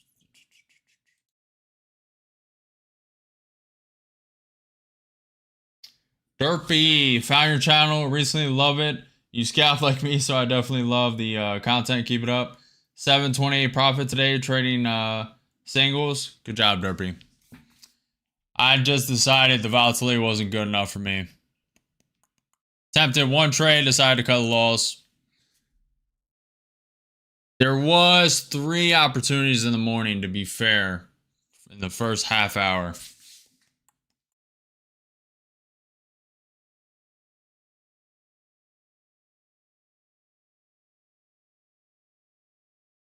I don't mind that I was patient today, though. I don't mind. It just saves all the trading for tomorrow and the next day.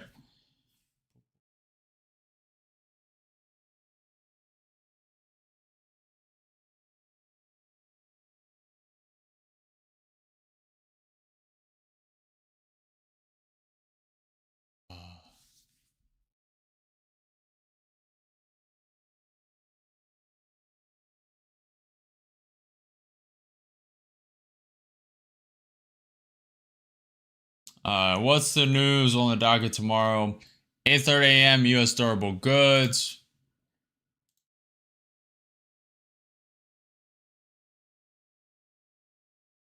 Pretty day.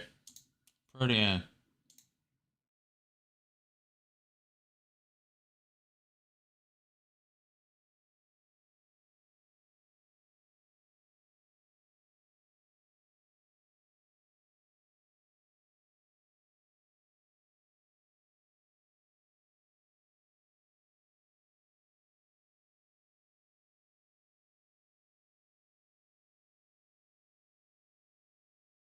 is consolidating above this pivot point, to be fair.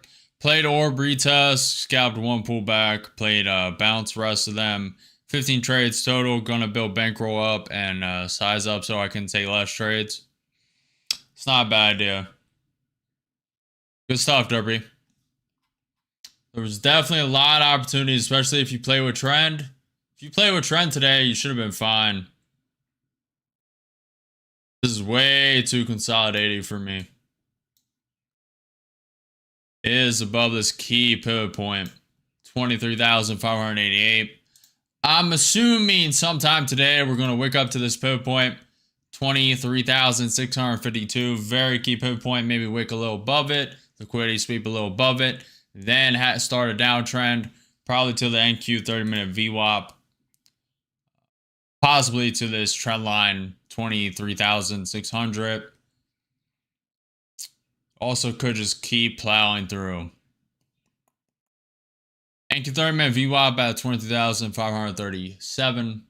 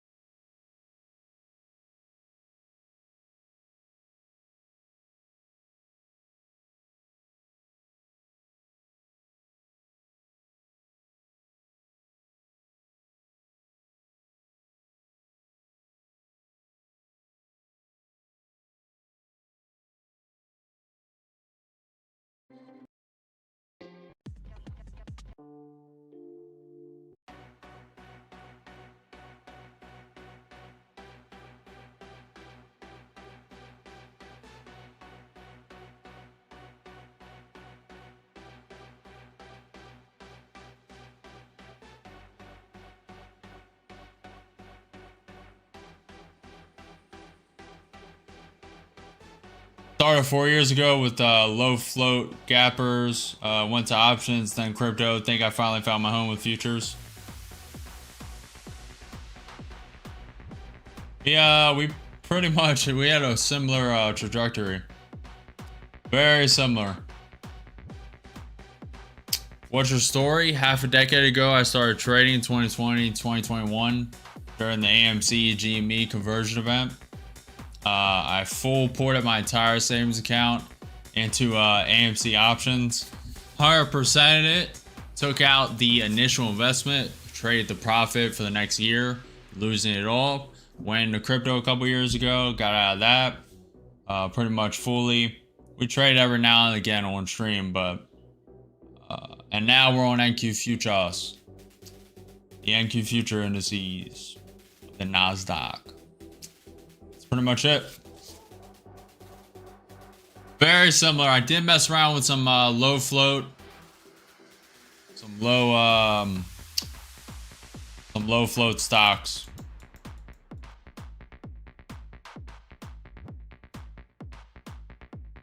In the very beginning.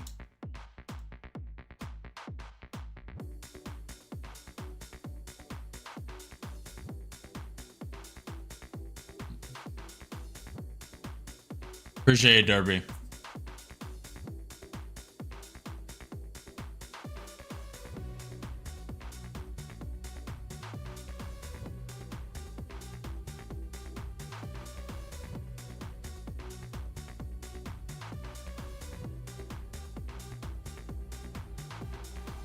Futures have a stable volatility I like. Been working on doing better entries and risk management. My sizing was way too big for a while. I mean, you constantly need adaptations and introspection, constant. Even when you think you got it down, you have a couple good days. I had 22 straight days, and you can just get complacent, get over greedy, overconfident, and you need to slap back down by reality just every now and then. So just constantly introspect. That's why recording your trading is so crucial, so vital. So you can look back and see what you did wrong just whenever you need it to introspect, just review, to just adopt different strategies, what you did wrong, what you did right. It's very crucial. Most traders do not record their trading. It's very highly overlooked. Really overlooked.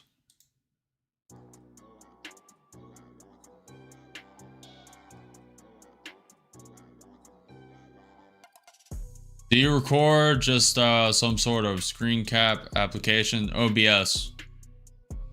I stream off of OBS.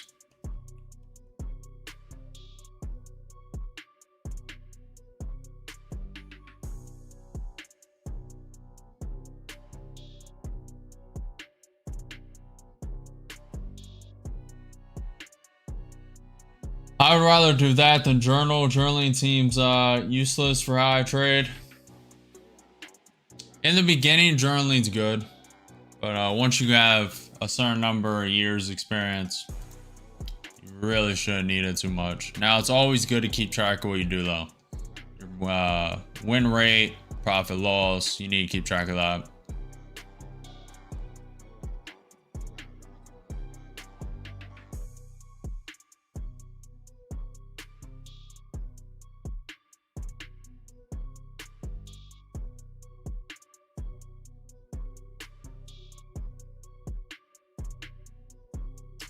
This market is not doing it.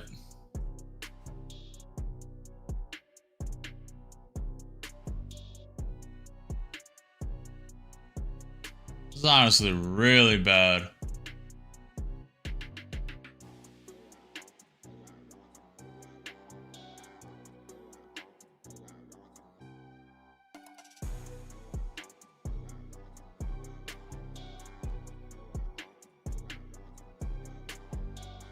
There is good news this week to come. Lunchtime low? Nah, it's been crap all day. For me personally, the volatility is not where I want it. There was a good hour, good 30 minutes, right near. All this was good, and all this terrible. Way too choppy for what I want. How I trade. The risk is just not worth it.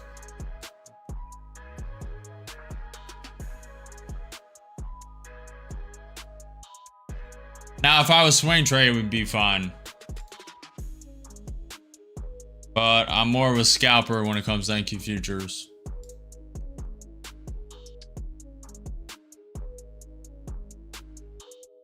Getting stuck in consolidation is worse, yeah. The short could be setting up for something.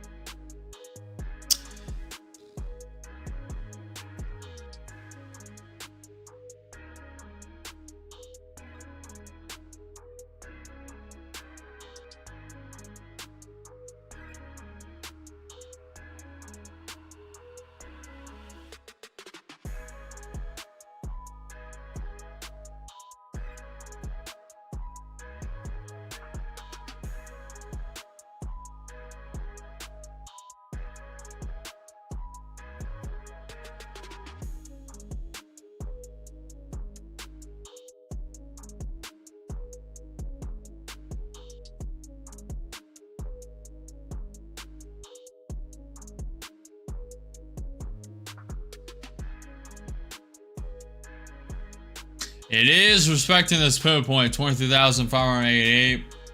To be fair, it may pop up to that 22,650 level. It's also coinciding with this NQ 30-minute Trend line bounce all the way up to the key level 23,650, 55, 60. This could go.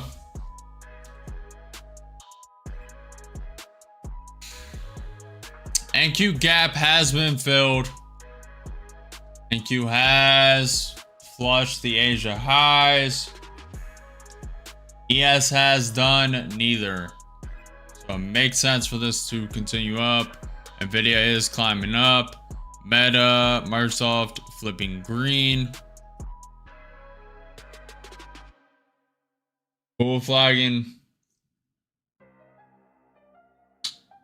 Yeah.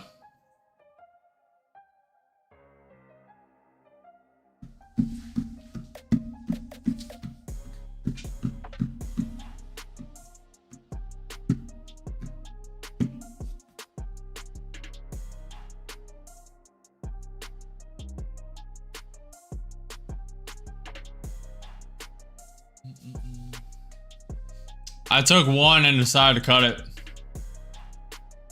So one trade today should have been a no trade day unless I trade during the first 30 minutes.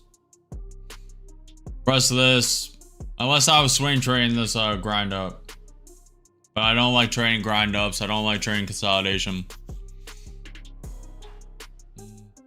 One trade minus 245. Nvidia seems like an unstoppable train at this point. Well, the innovators, Nvidia, Tesla, Palantir, MicroStrategy, the people predicting and making stuff for the future are obviously going to outpace and have bigger gains than the rest. Just long-term, short-term, everything. People who are actually planning, designing stuff for the future, creating products for the future, planning for the future. No brainer. And Meta is in there a little bit, but Nvidia and Tesla are really the one-on-ones.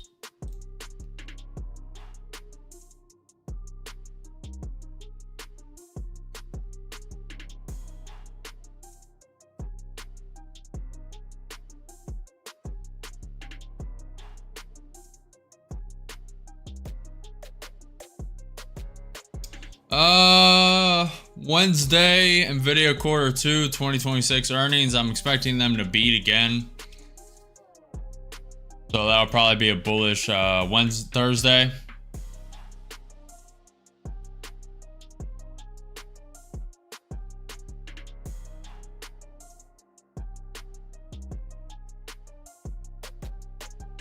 I don't know. I haven't messed with options in like 4 years, Derby.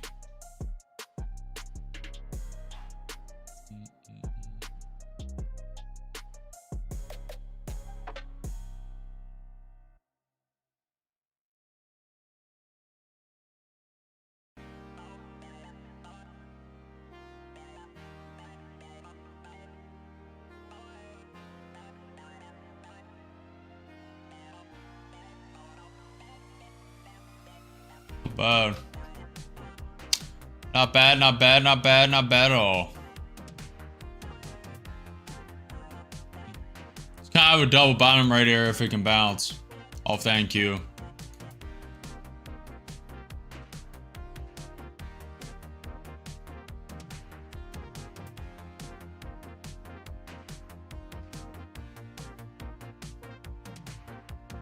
The Mag 7 gamer. Just the ones on my watch list: Nvidia, Tesla, Google, Amazon, Microsoft, Meta, Apple, Netflix, MicroStrategy, Palantir, GameStop, Costco, Alibaba, Aveco, AMD, QCOM, Adobe. That's just some.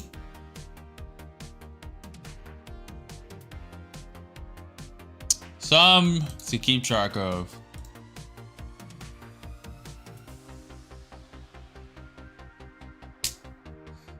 Hello, hello, hello.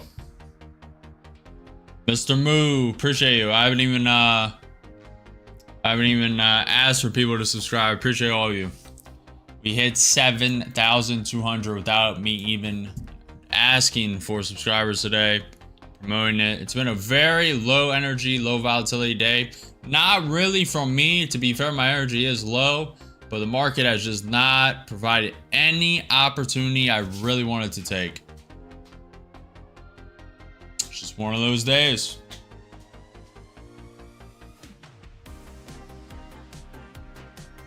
Yeah, you're probably right, Murph. This is probably one of those days that just trends one way all day. It is 12:40.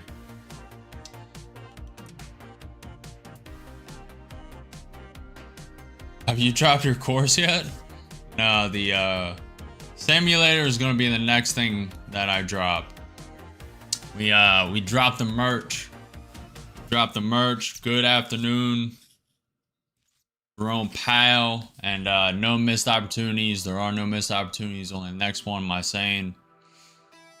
Hoodies, shirts, hats. We dropped that first. Next to come is the simulator. Month and a half to 3 months out on that.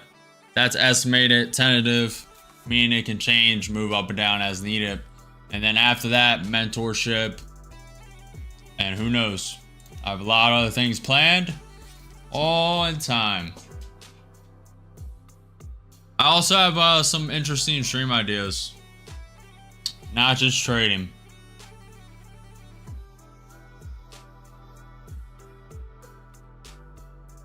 Could see push to 615 here. That is technically a double bottom, yeah. Mr. Murph consolidates to 130-ish, rips higher into end of day. Blocking any decent stream revenue. We're still at beginning stages. It's nothing crazy. I've already reinvested most of it. I bought a better camera that I'm using right now. The only reason it's a little grainy is because the lighting's messed up. That's the next thing. Next thing to get, I vow to only use social media profits to just constantly upgrade the stream. Now that can come in any form. But slow and steady. It's only been 3 months and I'm already at 7,000. I'm more than grateful. More than really came into this with very low expectations and the growth has been immense. Only reason today is very low is because it's just lackluster. Very little trading, very little back and forth. Should have stepped it up earlier in the day, but I didn't really like anything, so it would only be trading for stream, and I very rarely do that. Very rarely just trade for stream.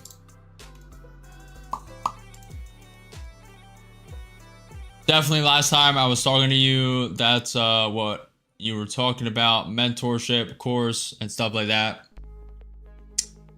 Yeah, the simulator mentorship.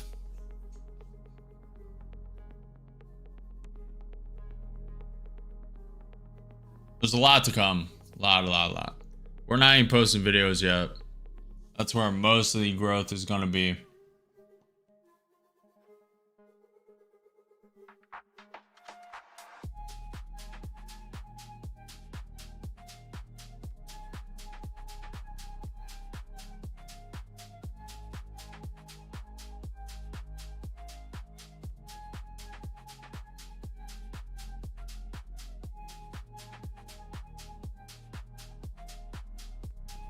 Yeah, but long term, I'm very bullish on Tesla and Nvidia, especially when Optimus gets released in a couple years. Supposedly, it's supposed to be next year, but you know how that goes. Probably 2028. And then they get the robo-taxis dialed in. There's a couple glitches. Total price action, yeah, I think I'm about to end. About to end, just save all the trade for tomorrow. Think so. I think so. I think so. I can't wait to see what happens. And I've been so busy to send you my trades and stuff, but I'm going to get back on my game, send you some stuff over and see what you think about it. Over where, gamer? Through Instagram DM, XDM, where? Life has been very busy. I could have already been in a DM with you. I really don't remember though. Peace out. Until next time. Appreciate it, Derpy. Tomorrow's definitely going to be way more volatile. I think I messaged you on Facebook. Okay.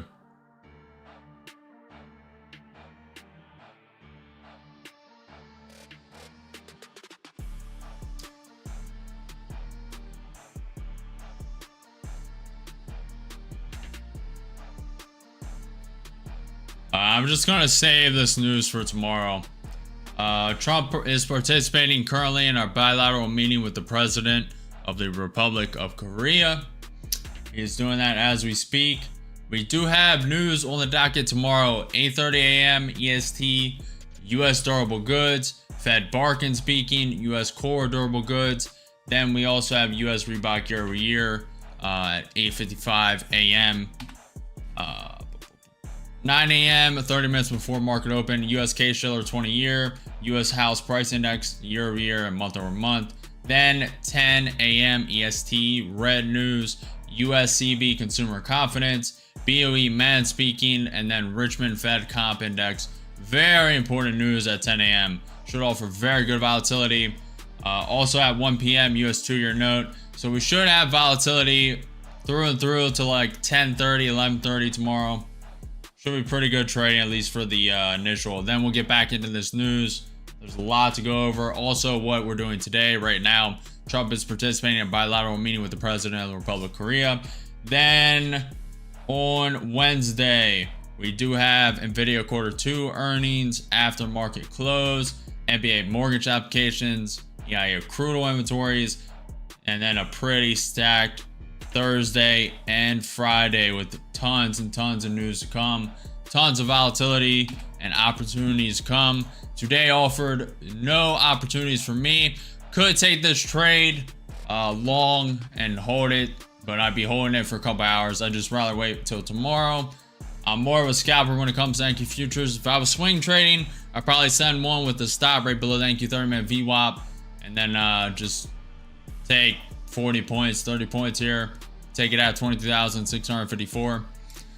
But I will see you guys tomorrow. Make sure you persevere through resistance. Do not fear the unknown. Do not fear. I fucked that up. Persevere through resistance. Do not fear the unknown. Do not fear missing out. And there are no missed opportunities. Only the next one. I will see you guys tomorrow for way more volatile trading, actually executing. And I will see you guys there. Peace.